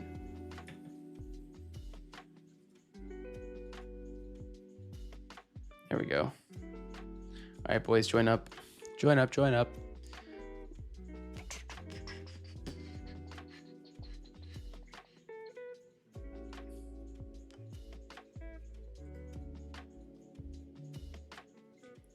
Open up the test version of his funnel so I could just give it one last go through on my browser.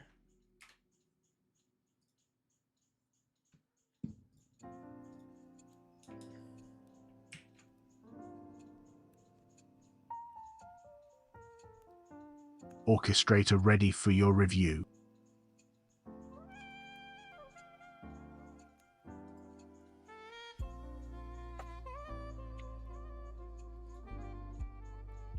Can we make the icon blue and the button blue? I mean black. Like the iron branding.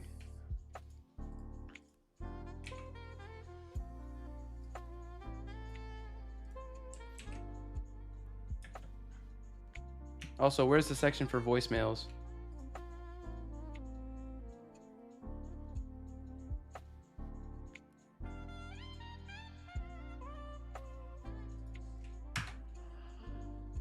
I agree. More clients, more headache in any business. Yeah, F that. Respectfully, F that. I want as little valuable clients. I want a small amount of very valuable and expensive clients. So he advised me to go after lead generation for businesses before I was heavy on tech side because of AI fear, but I didn't really like it. What is AI fear? AI, there should be no fear around AI for you. You got to get off the front end of YouTube with people just clickbaiting you with fear news titles, bro. Like if you actually look at, you just got to get off of you got to get off the front end. You got to get off of the narratives. You got to create and come up with your own view of reality and not depend on someone else's fears that have been injected into you. But yeah, I like lead generation. That's what we do. Who did you learn from when starting this journey? Jeremy Hayes, Eddie Mao, anyone else you recommend? I learned from Charlie Morgan. I learned from Charlie Morgan's course. Charlie Morgan probably read each of Hormozi's books twice. All of Hormozi's, playbooks, his handbooks on that 6K offer he launched. Charlie Morgan's courses. Some Sam Ovens, Ben Heath, Lead Gen J. Who am I missing? If I had to pick one person, it was just like that changed everything. Is Charlie Morgan though, but only his paid stuff, not his free content. His free content is pretty useless. It's just top of funnel slop. But if I had to pick like the foundational stuff, it would be Hormozi's books. And his playbooks. His playbooks, oh my God. His playbooks are good. His playbooks are very good. You got all the playbooks. You purchased 200 books? Definitely. I definitely purchased 200 books.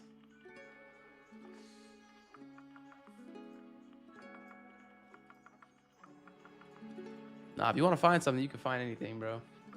Just tell you all that right now. But anyways, what is this?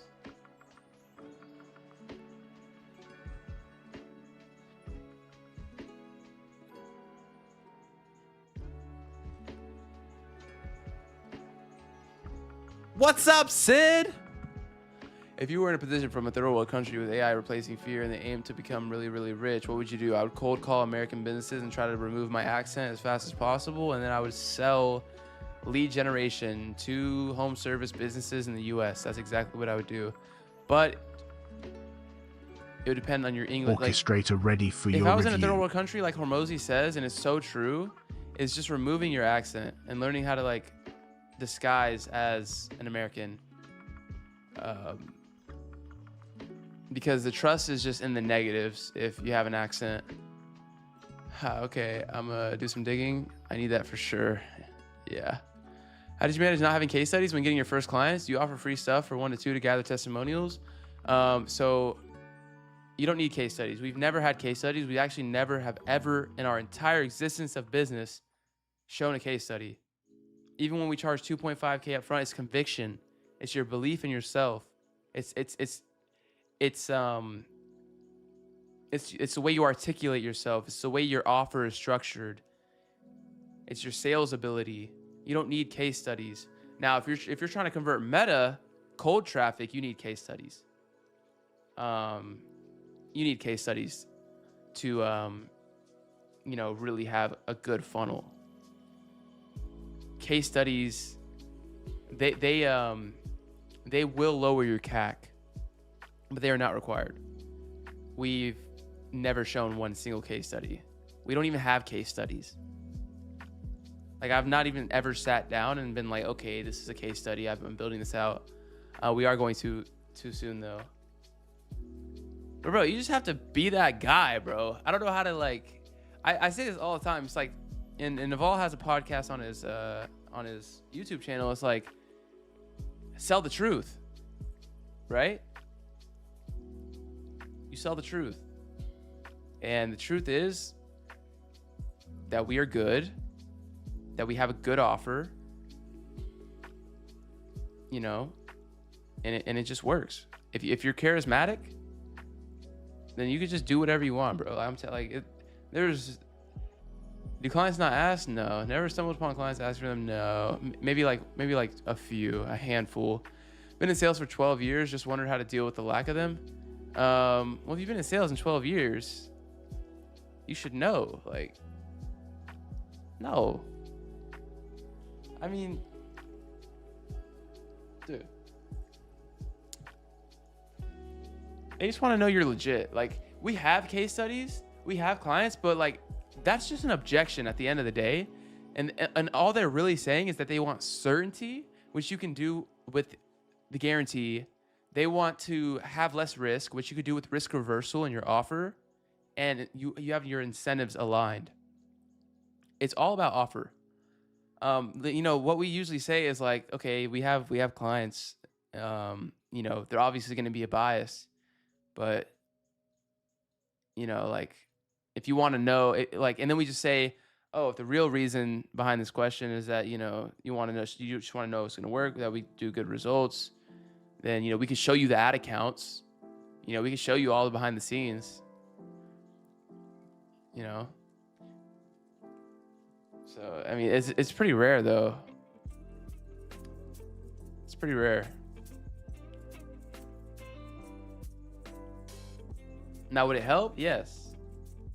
But we've never, like, it's never changed anything for us.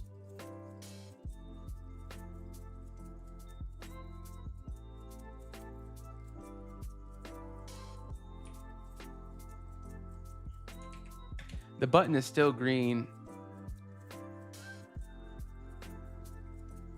And I don't want the blue outline. I just want the entire phone to be white outline.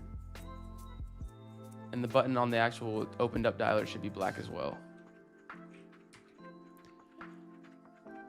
If you can fulfill on your end of the deal 100%, the money back guarantee works wonders, yeah.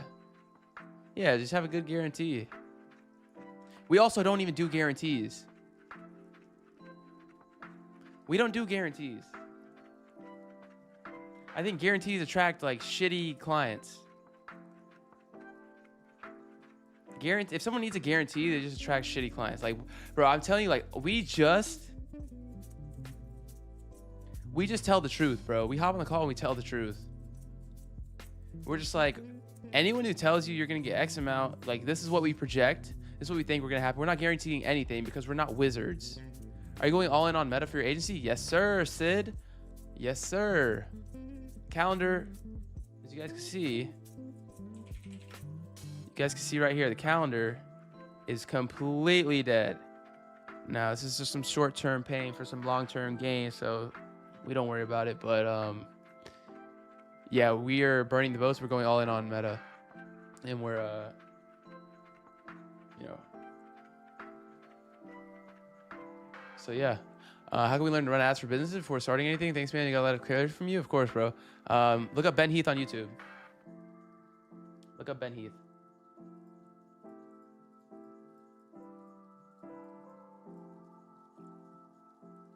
Ben Heath is very good.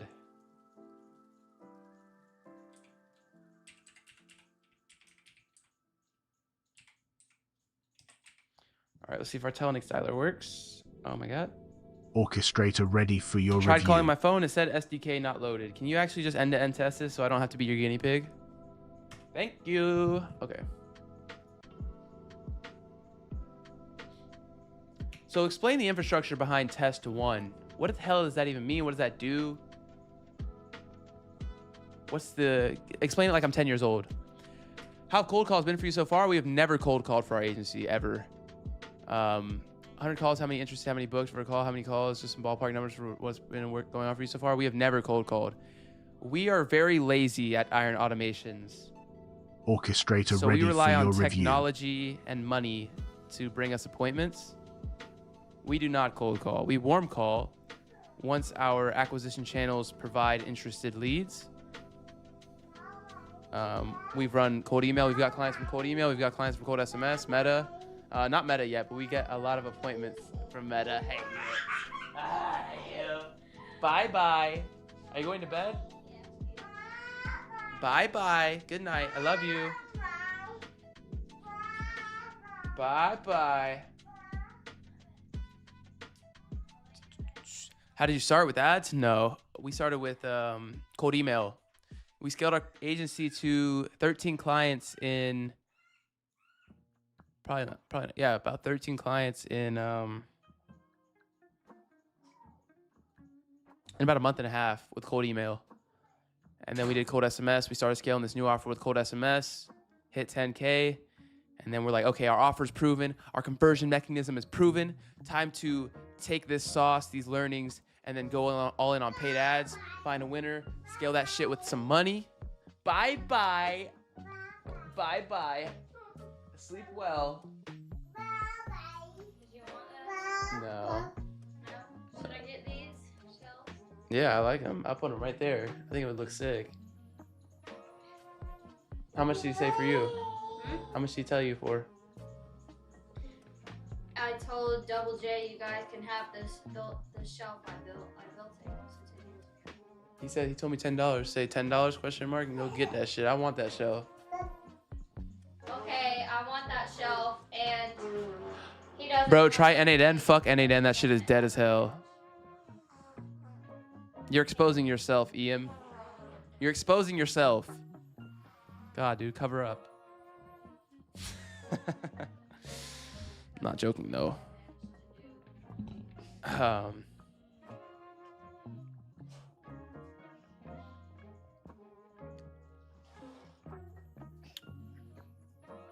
exposing yourself, dog. Via instantly, I guess. Yes, instantly. Do you recommend cold calls for someone that is comfortable doing them? Is synergy with cold email, etc.? To start out with, yes. If you're comfortable doing it and you need some clients to cash flow so you can start investing in those acquisition channels, 100%. 100% get on that freaking phone.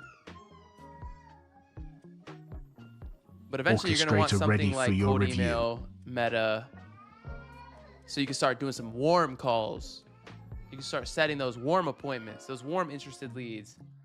You know, cold SMS, things like that.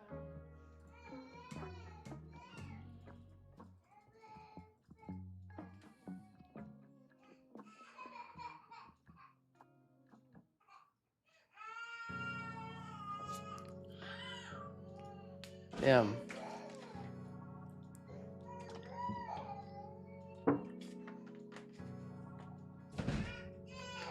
Well, can't you just run this into the skill that we made earlier and then test this for me? Did you test this for me? Did you look at his GoHighLevel account? Did you see the UTMs tracking properly, being appended to the contact? Did you see the answers be appended properly to the contact? Can you do this for me? When scaling your ads, I haven't even recorded them, Randy. I turned the images off. Because we just don't have the funnel is not good. I need to edit the VSL. Cold calling usually tracks cheap clients in my experience. I think that's a limiting belief. I think that's a limiting belief for sure. I think cold calling is amazing, and that your process is probably not great, or your targeting was not great.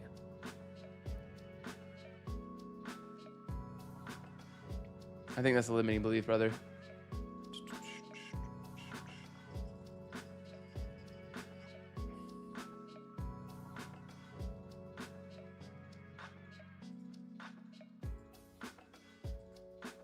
This is a beautiful funnel. Holy shit. Holy shit. This is a beautiful funnel. What the fuck?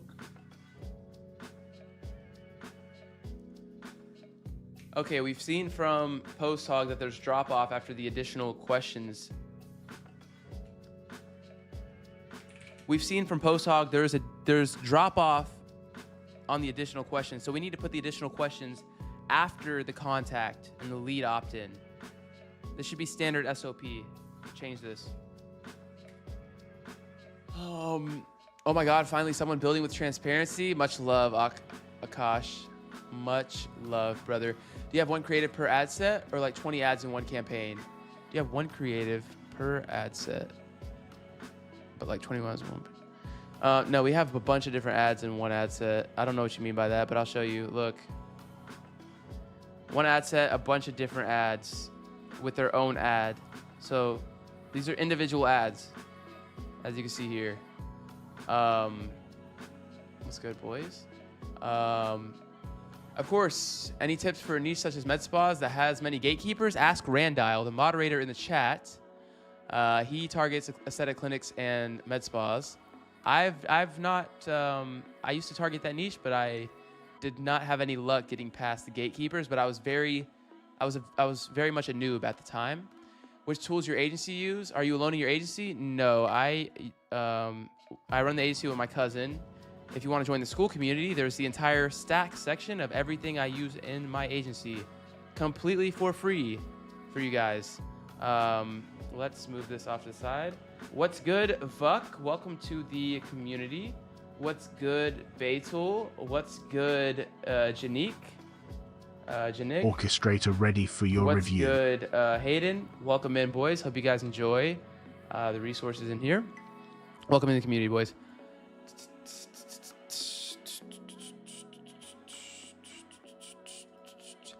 I've started web develop freelancing from yesterday onwards. It was rough yesterday learning automations parallelly.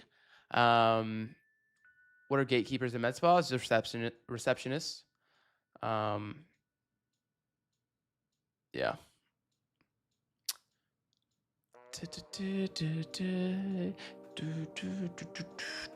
Okay, let's see. Go high level. Web RCC path. Okay, let's try this again.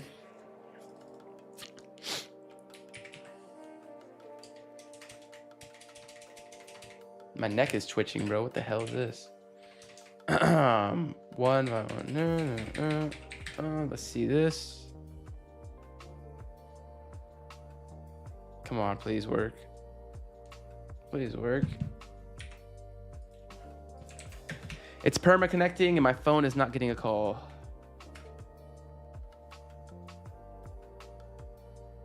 Can you just test this, and then why am I still in the loop here?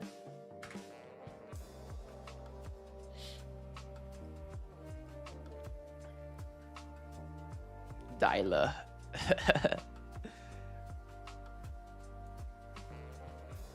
Just join. What are we building here? I'm launching I'm just testing and launching meta ads tonight. Ads go live for the client tonight.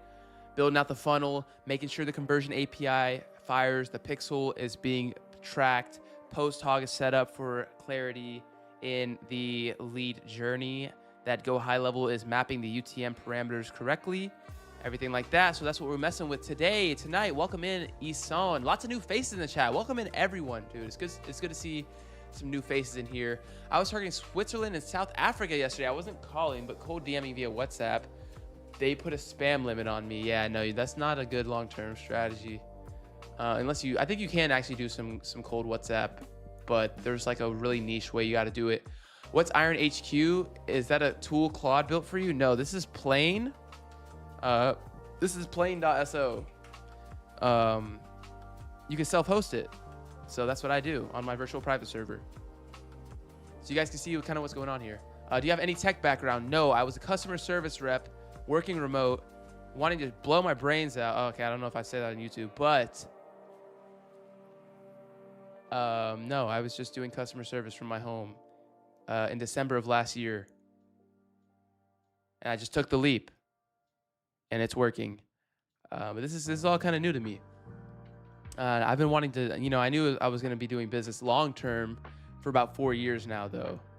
So I decided when I was 18, I was like, okay, this is the only thing that's going to be for me. I used to play a lot of video games. That's as far as my tech background goes. I don't know how to code. I still to this day don't know how to code. I think I have to automate my outreach ASAP. Yes, I mean, that's literally like, that's yes. If you don't have the budget, you can't automate your outreach. So you need your first client. So you're going to need to cold call, eat glass, go through the pain. If you have 300 to 400 USD a month, you can do, you can self-host it. You can self-host it on there. I'm 18 too. Nice, dude. I'm also planning on starting, just don't know where and how. Well, good thing this popped up on your algorithm, brother. Shameless plug to the school community you just joined. There's a lot of good information on here for completely free to get your first client. Claude Code 101, why NAN is dead, the entire tech stack I use to offer outreach.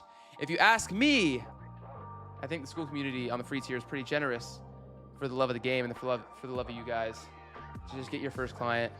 So I really don't have anything to tell you guys if you're just starting, unless you want some more one-on-one help, but trying to get you guys up to speed as possible. And this is why I made that school community free for the most part. I love the pain. I know when I get my first client, I will get addicted. Yeah. Dude, you're going to get your first client. You just gotta go through the pain. Getting your first client is the hardest part, bro. Getting your first client is the hardest part.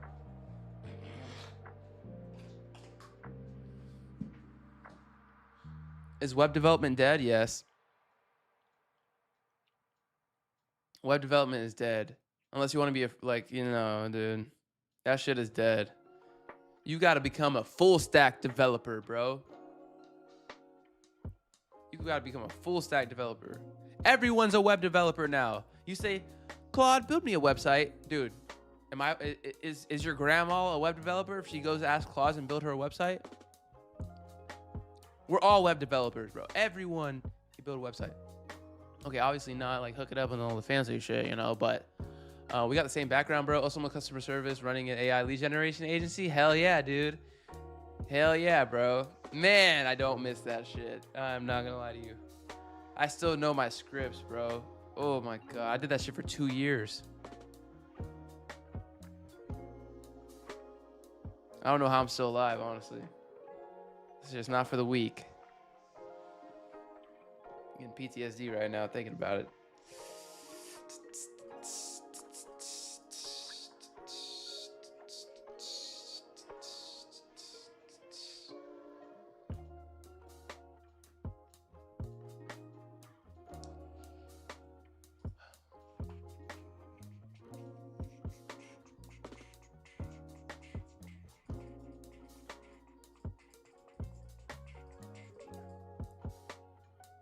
Did you warm up your email accounts and then sub emails and domains to make sure high deliverability on cold email? Yes. There's actually a whole section on cold email in the school community as well. The cold email stack here. So instantly, premium inboxes, Cloudflare, how they work together, everything like that for you guys. Completely free. That goes over my process. How much time did it take you to build this lead gen ecosystem? Like a month. Literally a month, bro. I'm fast. That's why I like do it. Like, I'm fast, bro. Like, we scale fast. We got 13 clients in 1 month on our first agency for cold email. This offer we just launched with lead gen, literally, if you go back in these live streams, I've been doing this for about 40 something days. At the beginning of this, I was selling the garbage offers that you guys are trying to sell, like $297 a month, I'll do your website and automations and shit. And we launched this lead generation offer and we're like literally doubled business. I mean, I'm just fast, bro. So like, you guys can see the transformation between like the start of these lives and now is just absolutely ridiculous. It's ridiculous. You just got to show up every day and just take massive action and make decisions fast, because most decisions are reversible. These systems are hard to start in low countries, bro. I tried some. Client just straight away asked how much money they'll be making.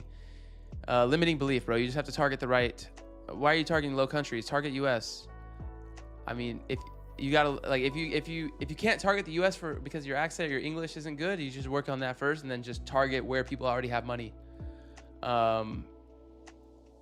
What does your agency exactly do? Could you elaborate on it? We do meta ads, client acquisition, $50 per lead, charge of setup fee, and then $297 a month for that old shit that you guys are even trying to like, hey, can I build your website and shit? We just include that and we charge them like normal, but we just get a literally 2.5K up front.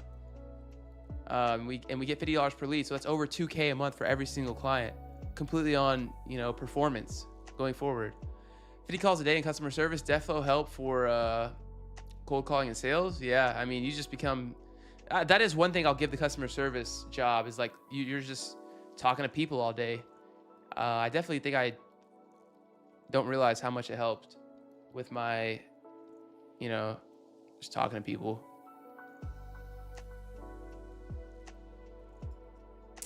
Let me hit up Scott real quick.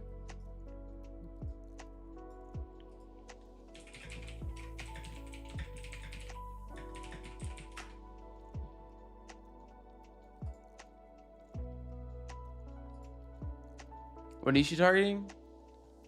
Are you talking about me or your boy? I think we're targeting agencies now. I think we're targeting other lead gen agencies. If you guys stick around, me and my co-founder are going to hop on a call here so you can see our team meeting. He runs all the sales and conversion for Iron Automations. And yeah, he's gonna let his dogs out. We're gonna hop on a call, just end the day out, chat it up a bit.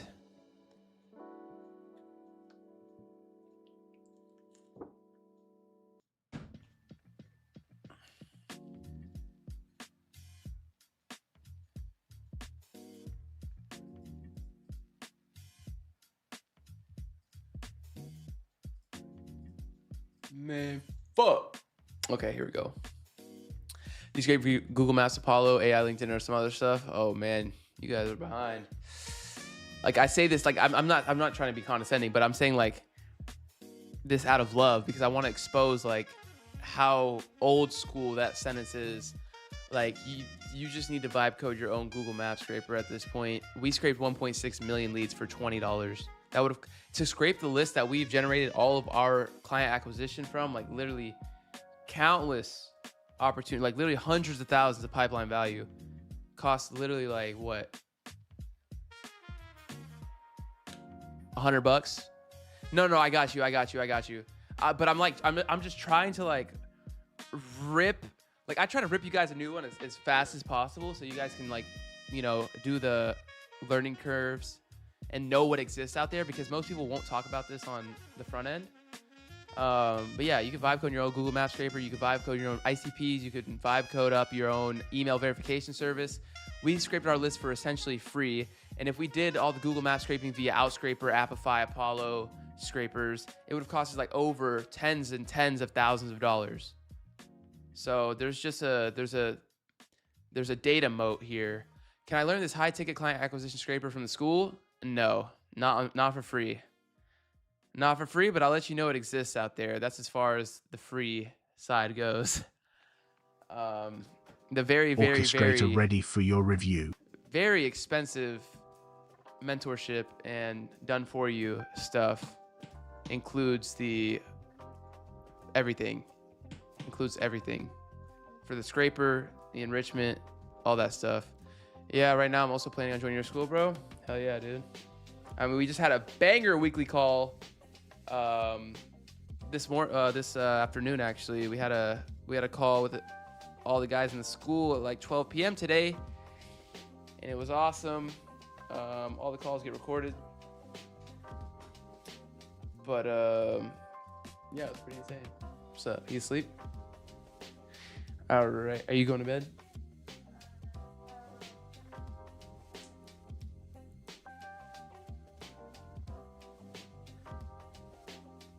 Hmm?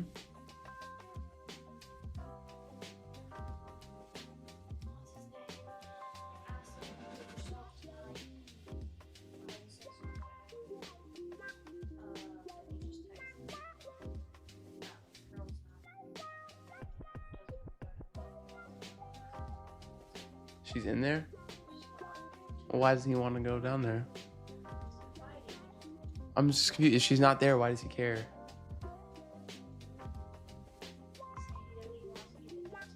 Oh, right now? Oh. You should make a Discord? No. We had a Discord early on. It was fun, but school's a better platform for my purposes. Okay, you're texting right now? Oh, I don't know. He said he'll be on the lookout for my text. You got $10? He said I could have it. Really? Cool. Oh, and he said something.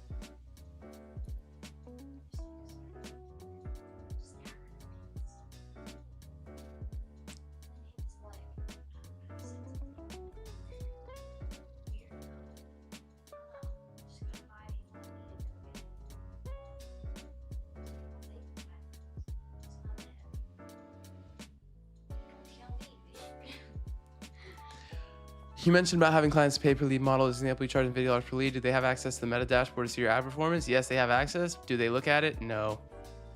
These guys don't look at anything, bro. School is greater than Discord, real. Yeah,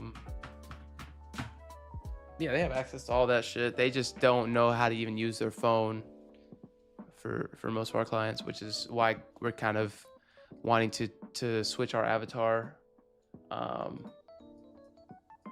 That's just one of the nice things about switching our avatar. You're leaving the home service niche? I believe so. I believe we're targeting agencies now for like the same kind of offer system. I just believe we have a lot more value to bring to agencies. So and the personal brand will feed the done for you stuff as well, as far as like social proof. We can mention it in our meta ads.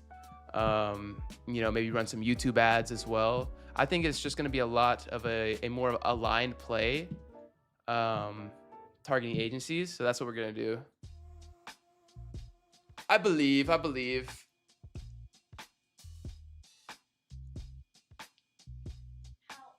like 15 minutes? Just tell them right now. I'll literally get, all right, I'm going to go get a shelf from my neighbor. I'll be right back. You guys can watch this video, though. Let's see, what video should we watch?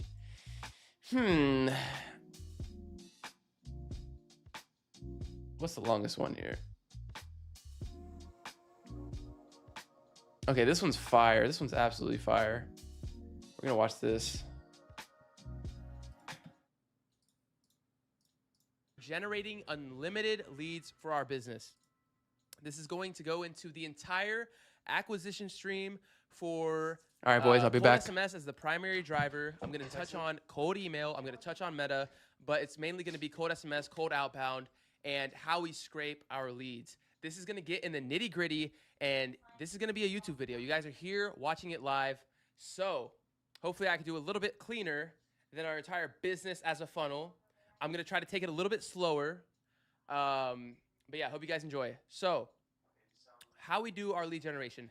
Lead generation as a whole, everything starts at the data level. What that actually means is, where are you getting your data from?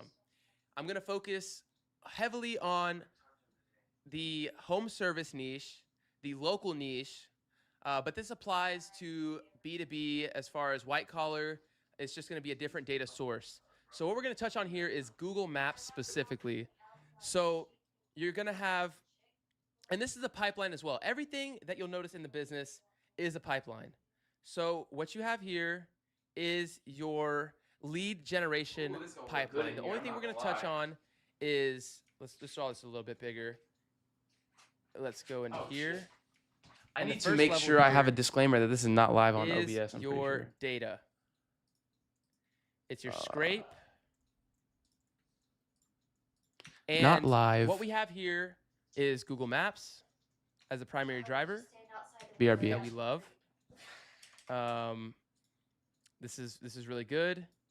You have Apollo. You have LinkedIn, Have to log out. Thanks, mate. See you soon. All right, Patrick. See ya. etc. Yes, thank you. So this is where everything begins, and this is where when I say upstream, this is where everything starts on the lead generation. Like, okay, you're like, how do I do cold outbound? So you have to get the data, and the data scrape. You can do this through. You could do this through Outscraper. You could do this through Appify, which is what I recommend if you're starting out. But this is the old way. And this sauce that I'm about to drop is gonna show you what exists. This is gonna open your eyes of like what actually exists in the universe. I'm not gonna go too deep into it. That's for, you know, back of funnel content. But I'm gonna show you, which most people won't even show you, what exists out there. So, and then you have Claude Code. Now, this right here is our moat, because we got 1.6 million leads for $20. And I'm telling you this exists because you can create it yourself. I'm not going to gatekeep what exists out there. That's not what I have an interest in doing. If you want the implementation on this, then there are levels that we can go into. But this exists, and you technical guys watching right now, you can do this. And all you have to know is that it's possible. Apollo, LinkedIn, you're looking at stuff like Ample Leads is one where you can scrape Apollo for pretty cheap. They don't have an Apollo scraper on Appify anymore. They don't have that, so you can use Ample Leads, get an Apollo link, put that in there, and you can get the data. That's the easy part. So in your lead gen pipeline, for cold outbound, we're gonna focus on cold outbound. It all starts here. So when you're using Appify, when you're using Outscraper, you're looking at all the Google business profiles that have maps data. You're gonna search a query. So you're gonna look at plumbers in service area. And that's gonna go through all the Google business profiles. You can even use something like Instant Data Scraper right here. You can go and do it manually, but this is 2026. I'm not even gonna touch on that, but I guess I will. Instant Data Scraper.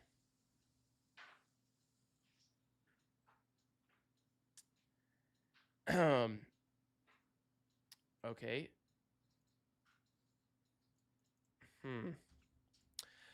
So you have Instant Data Scraper. You can do it manually. If you're just wanting to do the dials, get everything pulled up, boom, Instant Data Scraper, you can pull a list. So from here, you're going to have all this raw data, and this data needs to get sent to Supabase. I'm going to teach you guys how I would want to be taught. And this is going to be hard. This is going to be like, what the fuck is Supabase? You're going to be like, what is a database? Can't I just use Google Sheets? And I think I'm just going to make a decision right now that I'm only catering towards developers. So if you're a developer, if you want to get tech savvy, if you want to learn Claude Code, this is what this video is going to be about. So you're going to want Supabase. There's other databases out there, but I'm going to talk about Supabase here. And this is where all of your raw data is going to get stored. So this is your source of truth.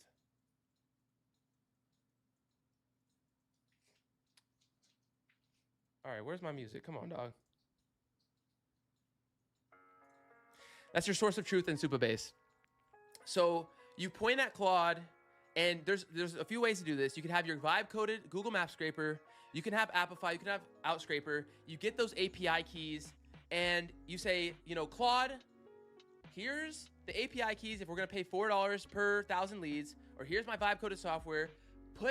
Point this vibe-coded software, point these lead scrapers at the Supabase. So how Supabase works is you have a schema, and it's basically a Google Sheet that's basically invisible. So I'll pull Supabase up real quick, so you guys can see what I'm talking about. If you've never seen Supabase before, this is going to look like what the fuck is going on, but I'm really trying to cater towards developers here. Hopefully I don't open anything crazy. Let's see, Iron ACQ. No, this app is good. So you're going to go in your tables, and you're going to have a table for leads. So here you have your leads table. We have that here. How do I open this up? See, I don't even go in here. Oh, shit. Okay. Let's find leads. I don't even go in here because Claude runs it all. This is like... But this is what it's actually going to look like.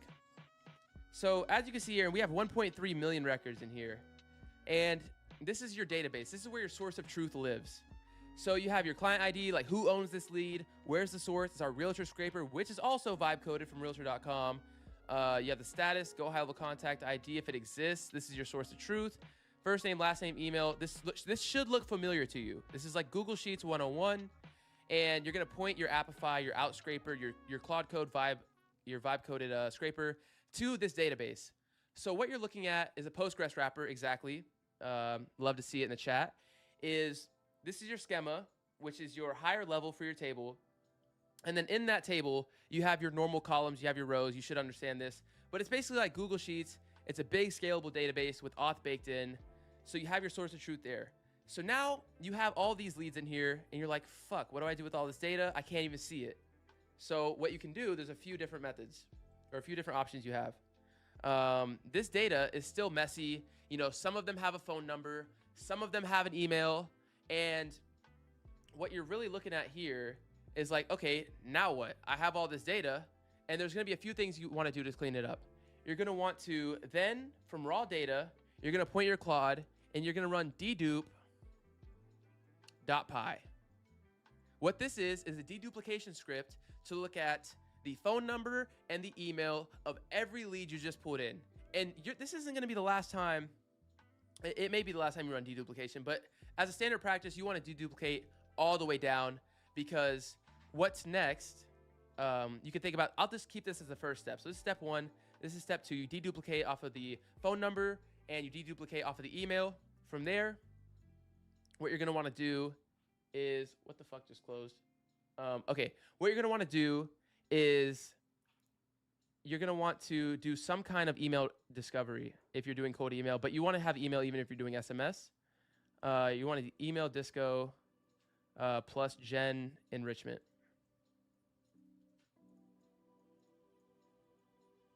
So what this is I'm sure you're familiar with things like ICPs. So you can get this through ICPs. There's a bunch of other enrichment platforms that you can get, and you're just on the scrape. So a lot of stuff happens at the scrape level. If you're doing this on things like Appify, Outscraper, Claude Code, your agent can be set up to, if they have a domain, pull their site and then you can go on their site, find the phone number, find the email. So you're doing a lot of this at the scrape level, but that's in the built-in Amplify in the Claude code. Sometimes, depending on how you have your vibe coded set up, you're going to want to do that enrichment to get the phone number, to get the emails, to go to the about page, find the founder name. You're going to be looking at about a 10% founder name rate on local business from what we found. Or you can vibe code it. So it's going to be a common trend that you see. You can vibe code your enrichment. What does that actually look like? And pay attention real quick, because this is going to be a game changer for you. What the vibe coded software is going to look like is going to be reach your email, reach.email. This is open source, and this is going to play into later when we go into the verification step. But how you could set up a vibe coded software with reach your email is that you take a lot of the possibilities from the domain of their website. So some of these sites are going to be, you know, example. Let's see if we can do text here. It's going to be, oh shit. Okay. We'll write it out. It's going to be example.com. And so what you could do with your vibe coded software is do an asynchronous script to have Python go through and use your free email verification tool. So Million Verifier completely out of the window if you know how to self-host things on a virtual private server, if you know how to use Claude Code. And that's a gazillion dollars saved, because you guys know how much these email verification tools are. So you're going to take example.com and you're going to put info at example.com. You're going to put hello at example.com. You're going to put maybe not. You could put support. You get the idea. You're going to put the common prefixes, and Claude knows these better than I do. And then you're going to go and try to get a handshake with info at domain.com. And you're just going to see the handshake that you can get. You're looking at 40% of your entire list getting extra emails from this. So this is a step that you cannot skip. I repeat, you cannot skip this step. Whether you do that with ICPs, which is going to cost you an arm and a leg at scale, this would have costed over $10,000. I did it for almost free for our agency. Consider it free for 1.6 million leads. I want you guys to understand this. There's always a vibe coded solution. This is literally free. This, thousands of dollars. $1,000, this free, right? So now your list is looking more plump. You have the list, and now you have a lot more emails than you had before, because it's called dorking. You're trying to get a handshake with the mail server. So now, okay, we're building out the list. We already have all the phone numbers, just because Google Business, they give that up front, because obviously they want you to call them, not email them on the front end. So our list is looking more plump now. We have emails, we have phone number, we have company name on the scrape level. Everything is nice and peachy. What we're gonna wanna do here for our cold SMS foundation is we're gonna want to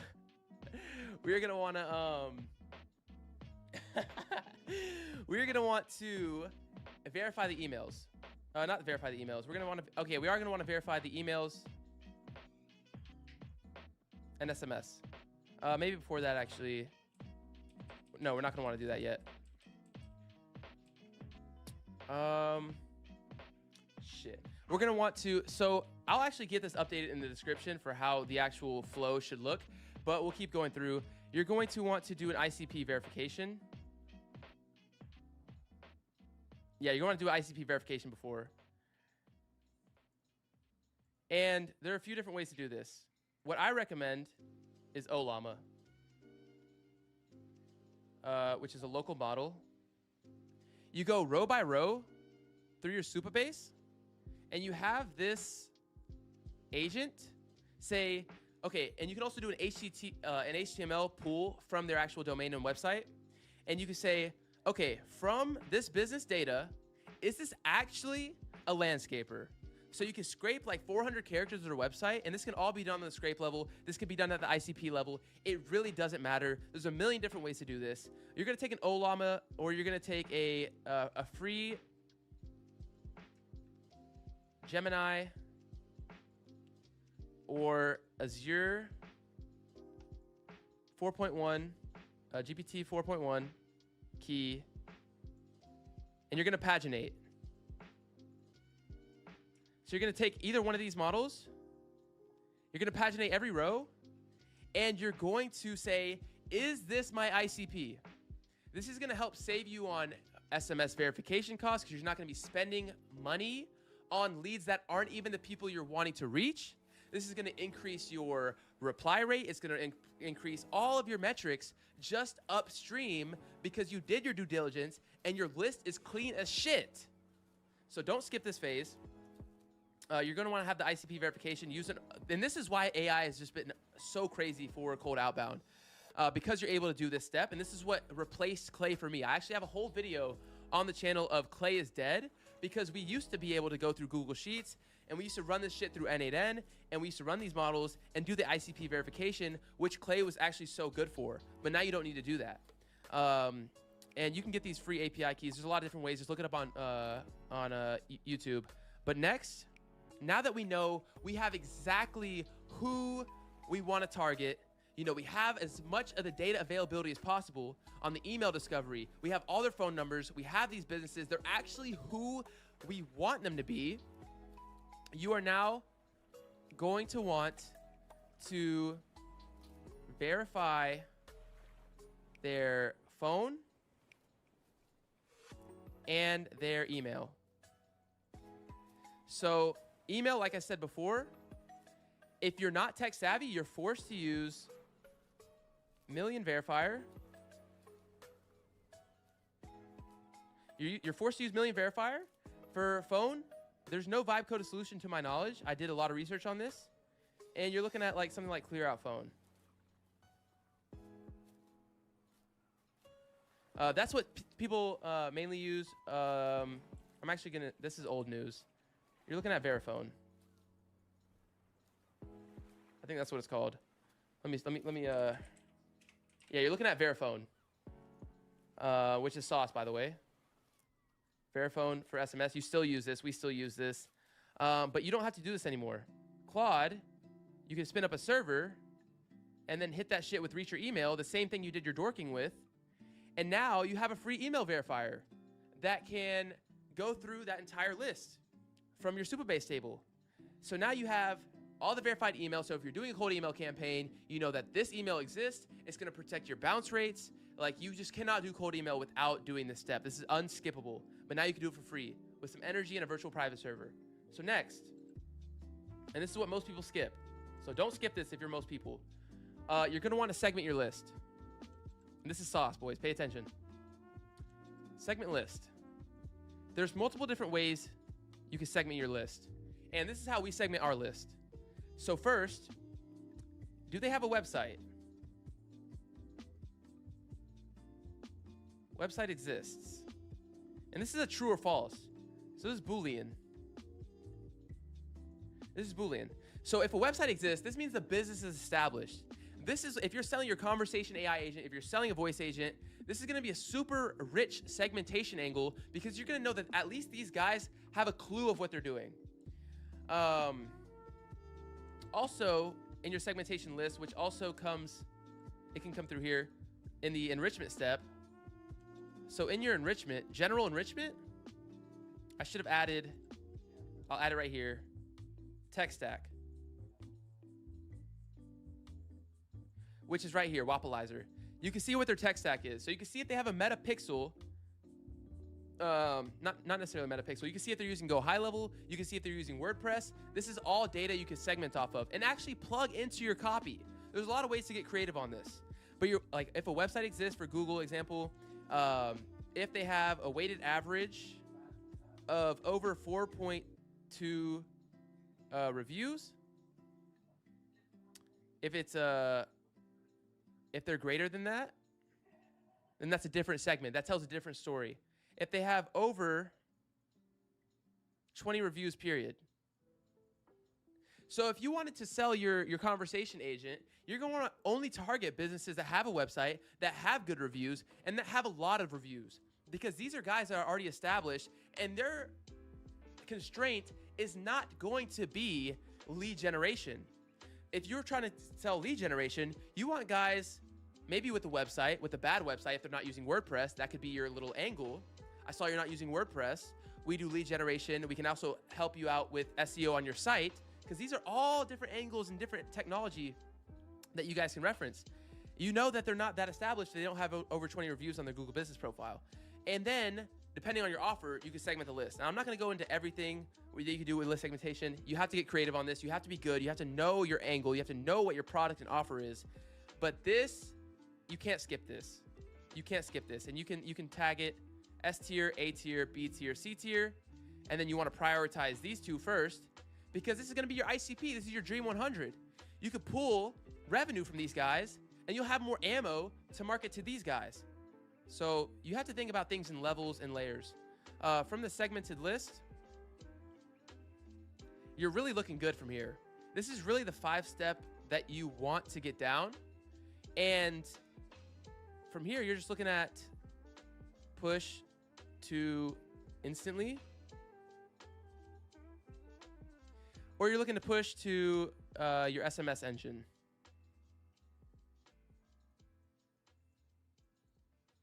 So you push it to these two. You could also save it to a CSV. And that's really what you're looking at. And then here, you're looking at inf money, inf leads. So that is our entire lead generation pipeline, explained how we used to do it and how we do it in the age of Claude. I hope I didn't leave anything out of this. If I did, it'll be in the description of this video.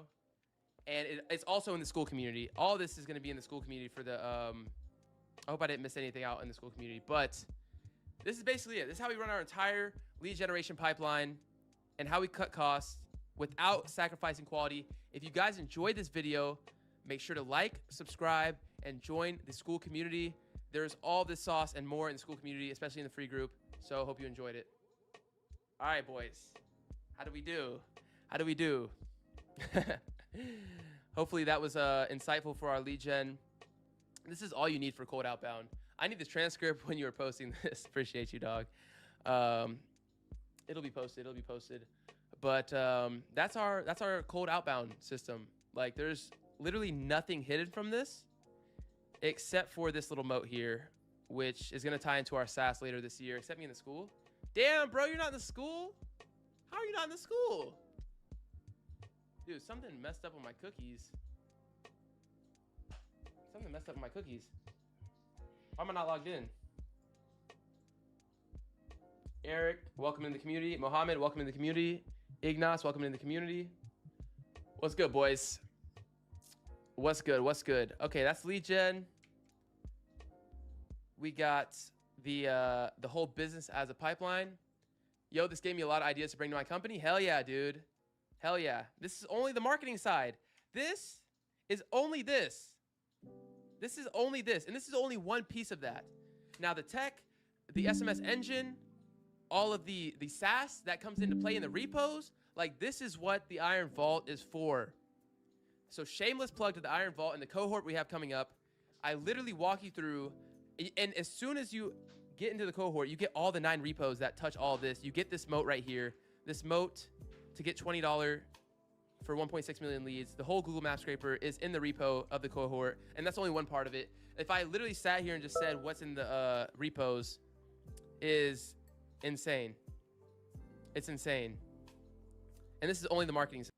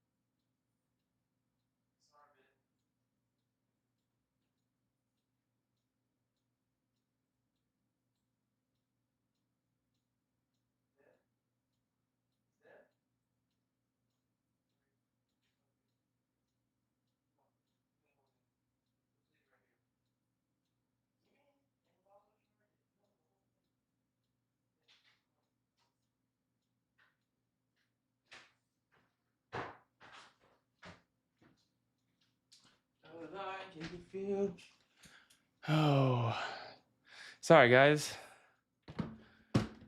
Oh, neighbor gave me a cool little thing. So I'm trying to get this thing upstairs. So we'll watch another banger. What's the name of this vid? What's good, Johnny? He's been. What's good, Johnny? Is this Johnny in the chat? Oh, it is. W Johnny. What the fuck? I'm not done yet. I need to get this shelf upstairs. We're gonna map fulfillment So give me a second. from payment collected and how Claude Code works in our agency end to end. Everything in business is a funnel. So you're gonna see the onboarding and fulfillment funnel that we have built out. I hope you enjoy it. Let's get started. So payment connected. The Stripe hits your account. And as soon as the Stripe hits your account, we have the Stripe. So let's get the funnel built out. Let's get the funnel built out right here. Everything is a funnel. So everything is Stripe. And then once a payment hits your account, there's two sources of truth that exist here in your database. Maybe three, actually. There's three. Okay. Up here, you have your sales, and you have CLOSER, and you take payment on the call, and then instantly you are thrown into the fulfillment. Fuck, bro. Fulfillment, onboarding,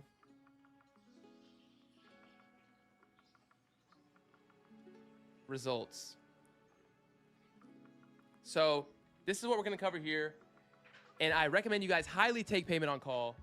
And there's three places, technical, data-wise, where this person, where this prospect, where this client is going to live. They're going to live in your Supabase.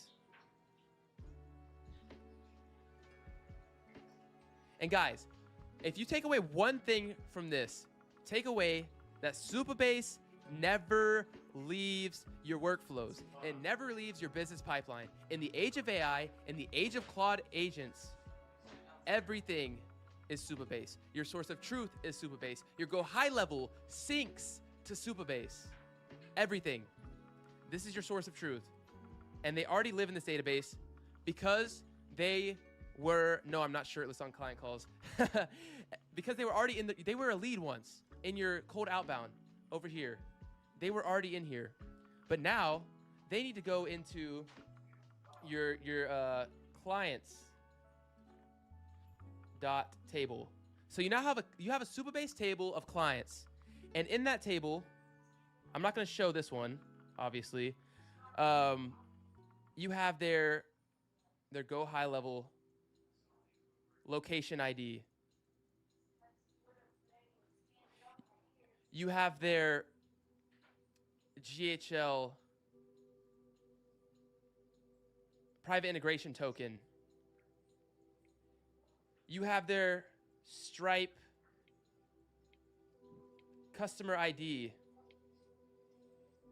So these are things that as soon as you take payment on the call, Stripe is writing to this client's table. As soon as they take payment on the call, you have your customer ID in here. That's the customer ID.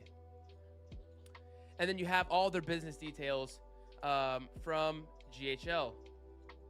So they exist as a client or a contact.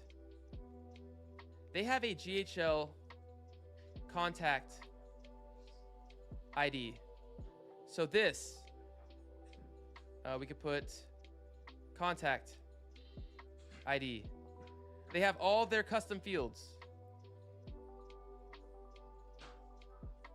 And from here, you have a record in GoHighLevel, you have a record in Supabase, you have a record in Stripe, and all of this has to exist. And it already exists for Stripe. It gets put in here. But you also need to write to here, And then you need to bring the GoHighLevel over here.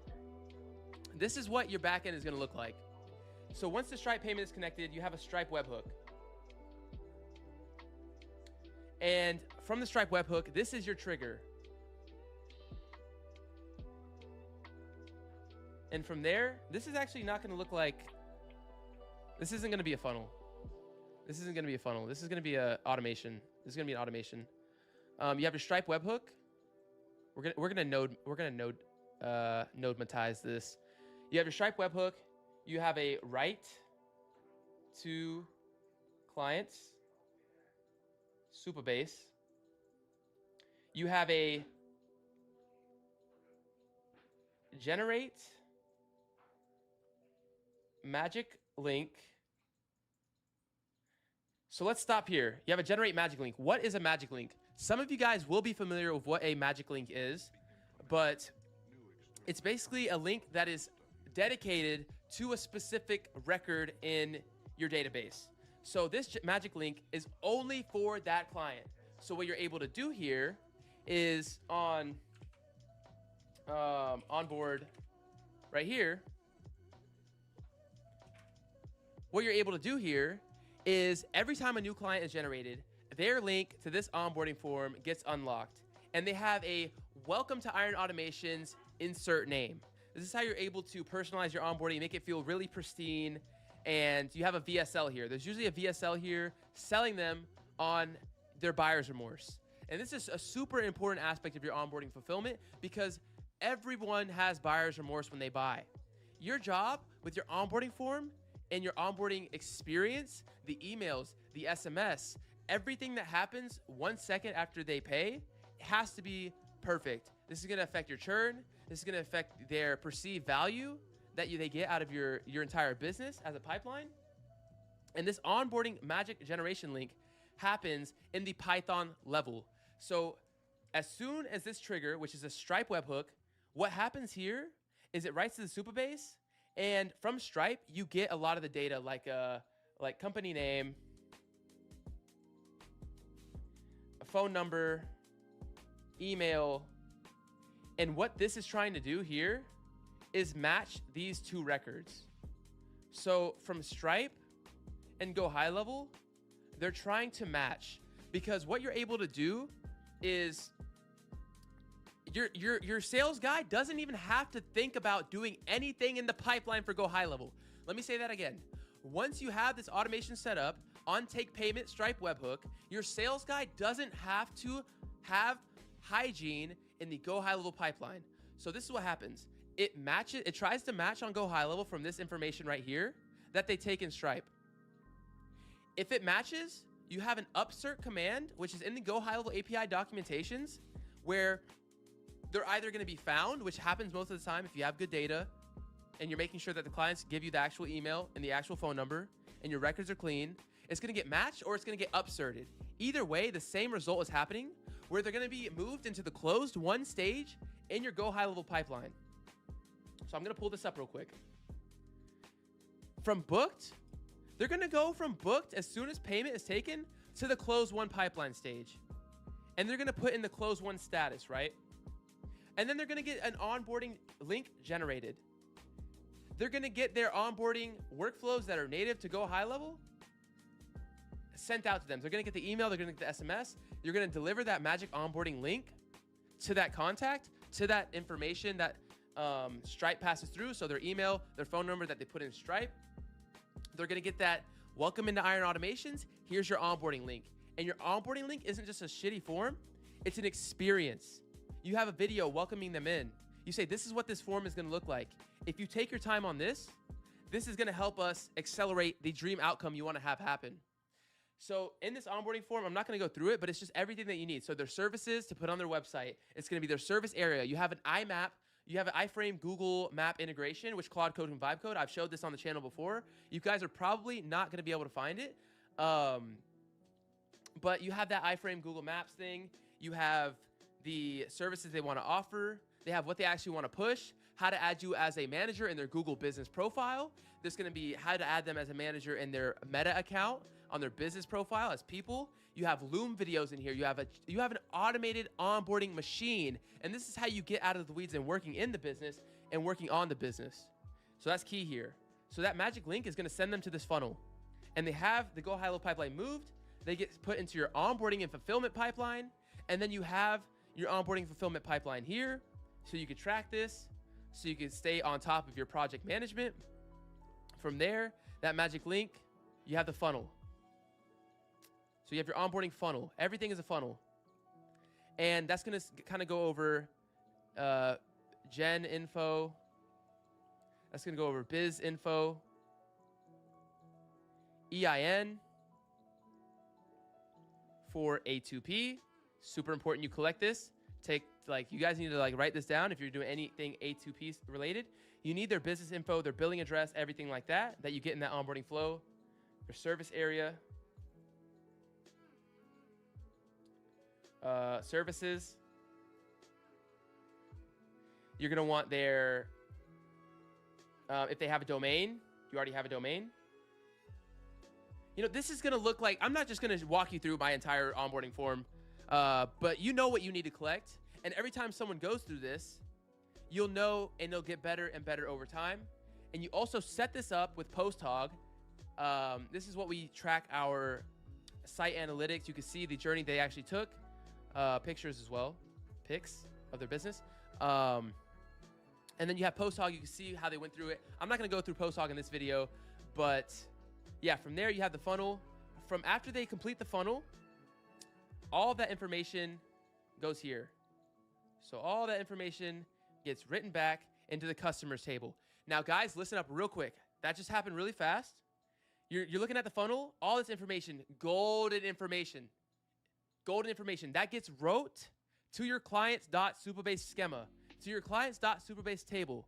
And this is where things get interesting. You can point your Claude agent, your Hermes agent. You can run it as a schedule. You can have another trigger here. And this is what happens for us. Every time that Stripe webhook goes on, it writes to the Supabase table. And then you instantly, from this information, you got Hermes. And it's going out. It's building the site. It's building the funnel because you've already collected everything you need in order for these agents to build out the perfect site. You have their business information, you have their services, you have their service area, which is going to have you build out something like this. This is actually the onboarding flow that we have for our clients. And the onboarding form captures this. Hermes agent goes and builds all their images that they uploaded during your onboarding funnel, get fed to the agent. Their logo, I didn't mention the logo, but they feed their logo in that as well. They have their business information. What more do you need, guys?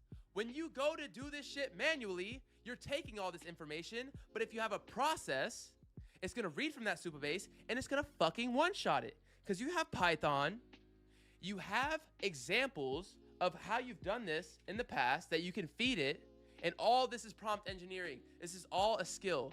And I will tie back into this real quick. This is how all this is this is how all this is automated, boys. Pay attention. I want you to pay attention. You have the site, you have the funnel, you have A2P verification skill. And what these Hermes agents and OpenClaw agents are able to do, how does this, okay, you're probably thinking, how does this actually happen? So you're like, what the fuck? Okay, this happens and this happens. Hermes agent is, yes, Jesky, it happens. This is real. This is real. So what happens here? How does this actually happen? I'm gonna explain this right now. And this is fucking sauce, so pay attention. How are you able to get these deliverables consistently? You use agents and they always forget. It's because they're skills. And not just any skills. It says Hermes or OpenClaw as the orchestrator, not the builder. And there's a few things to happen here. So you don't want the agent building out all these sites. This is a template. This is a template. And templates can be automated through Python. Python is code. You can get the bare bones automation done of a site like this in Python, in code, instantly. You don't need the agent to build out a site deterministically. That is where you go wrong. So what happens here, Hermes is really good. Hermes is really good, but this is kind of late game. You guys, this is late game. Don't forget about this shit. Don't worry about Hermes until you've solved this shit. Just as a quick reminder, you guys wanted to see this. But how this actually works is there is a command. Let's split this in half. There is a command that lets you do something like /p Claude. And then you can pass in a skill. So /a2p skill /site skill /funnel skill. Now what this does, this is in the Claude documentation or the open Claude documentation. You have to feed this to your agent. What this is doing is launching a terminal instance. Guys, I'm going to say that again. This is launching a terminal instance, the terminal that I use daily to do this shit manually for a lot of stuff. It's going to launch a terminal instance, and it's going to inject a real Opus 4.7 agent, and it's going to have these skills. By the way, you get these skills if you sign up for Iron Vault, shameless plug, but it's going to open a terminal agent. It's going to say, it's going to do this. It's going to go into the funnels repo that you have set up. This is not hard. It's going to do this command. It's going to do this, and it's going to do prime. It's going to inject that skill that you want to have happen. Skills are the SOPs to how you get shit done consistently and reliably. So you're going to have this framework, this Hermes agent, launch a terminal and pre-inject a skill. And then Claude is going to do that shit in the background. Look at how that just happened. If you've caught that, you're up to speed. If not, then I can't really help you. But that's how this is working on the back end. That skill is going to say, oh, yeah, okay, Claude, build out this template 80% Python. And then in this skill, so this is all layers. Orchestrator ready for your review. In the skill, you're going to want to take, and this is all prompt. This is English. This is not code as far as the skill. You're going to want to take this Supabase data. You're going to want to take this Supabase data.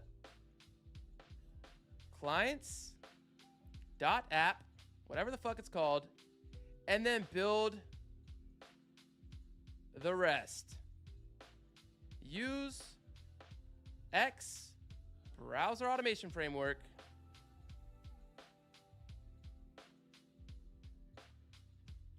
to check work.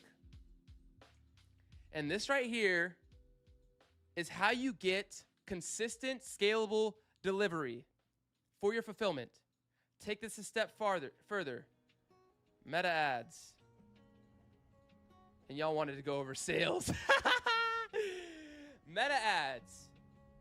Reads from the services, from the onboarding.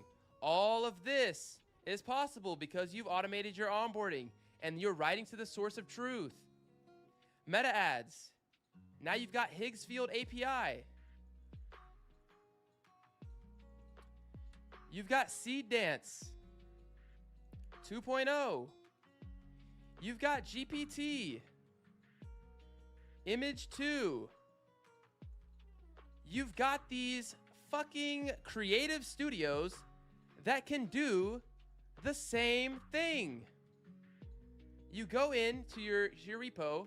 I don't know why I'm doing a pie, or what fucking I called? Root. You go into your Iron Media repo, and you say the skill, you do your meta skill, and you use the same framework. And you go, this skill looks like this. This skill says, use these APIs. You know, check this database. Use Meta API. Use image add skill. Configure dummy campaign ref winner.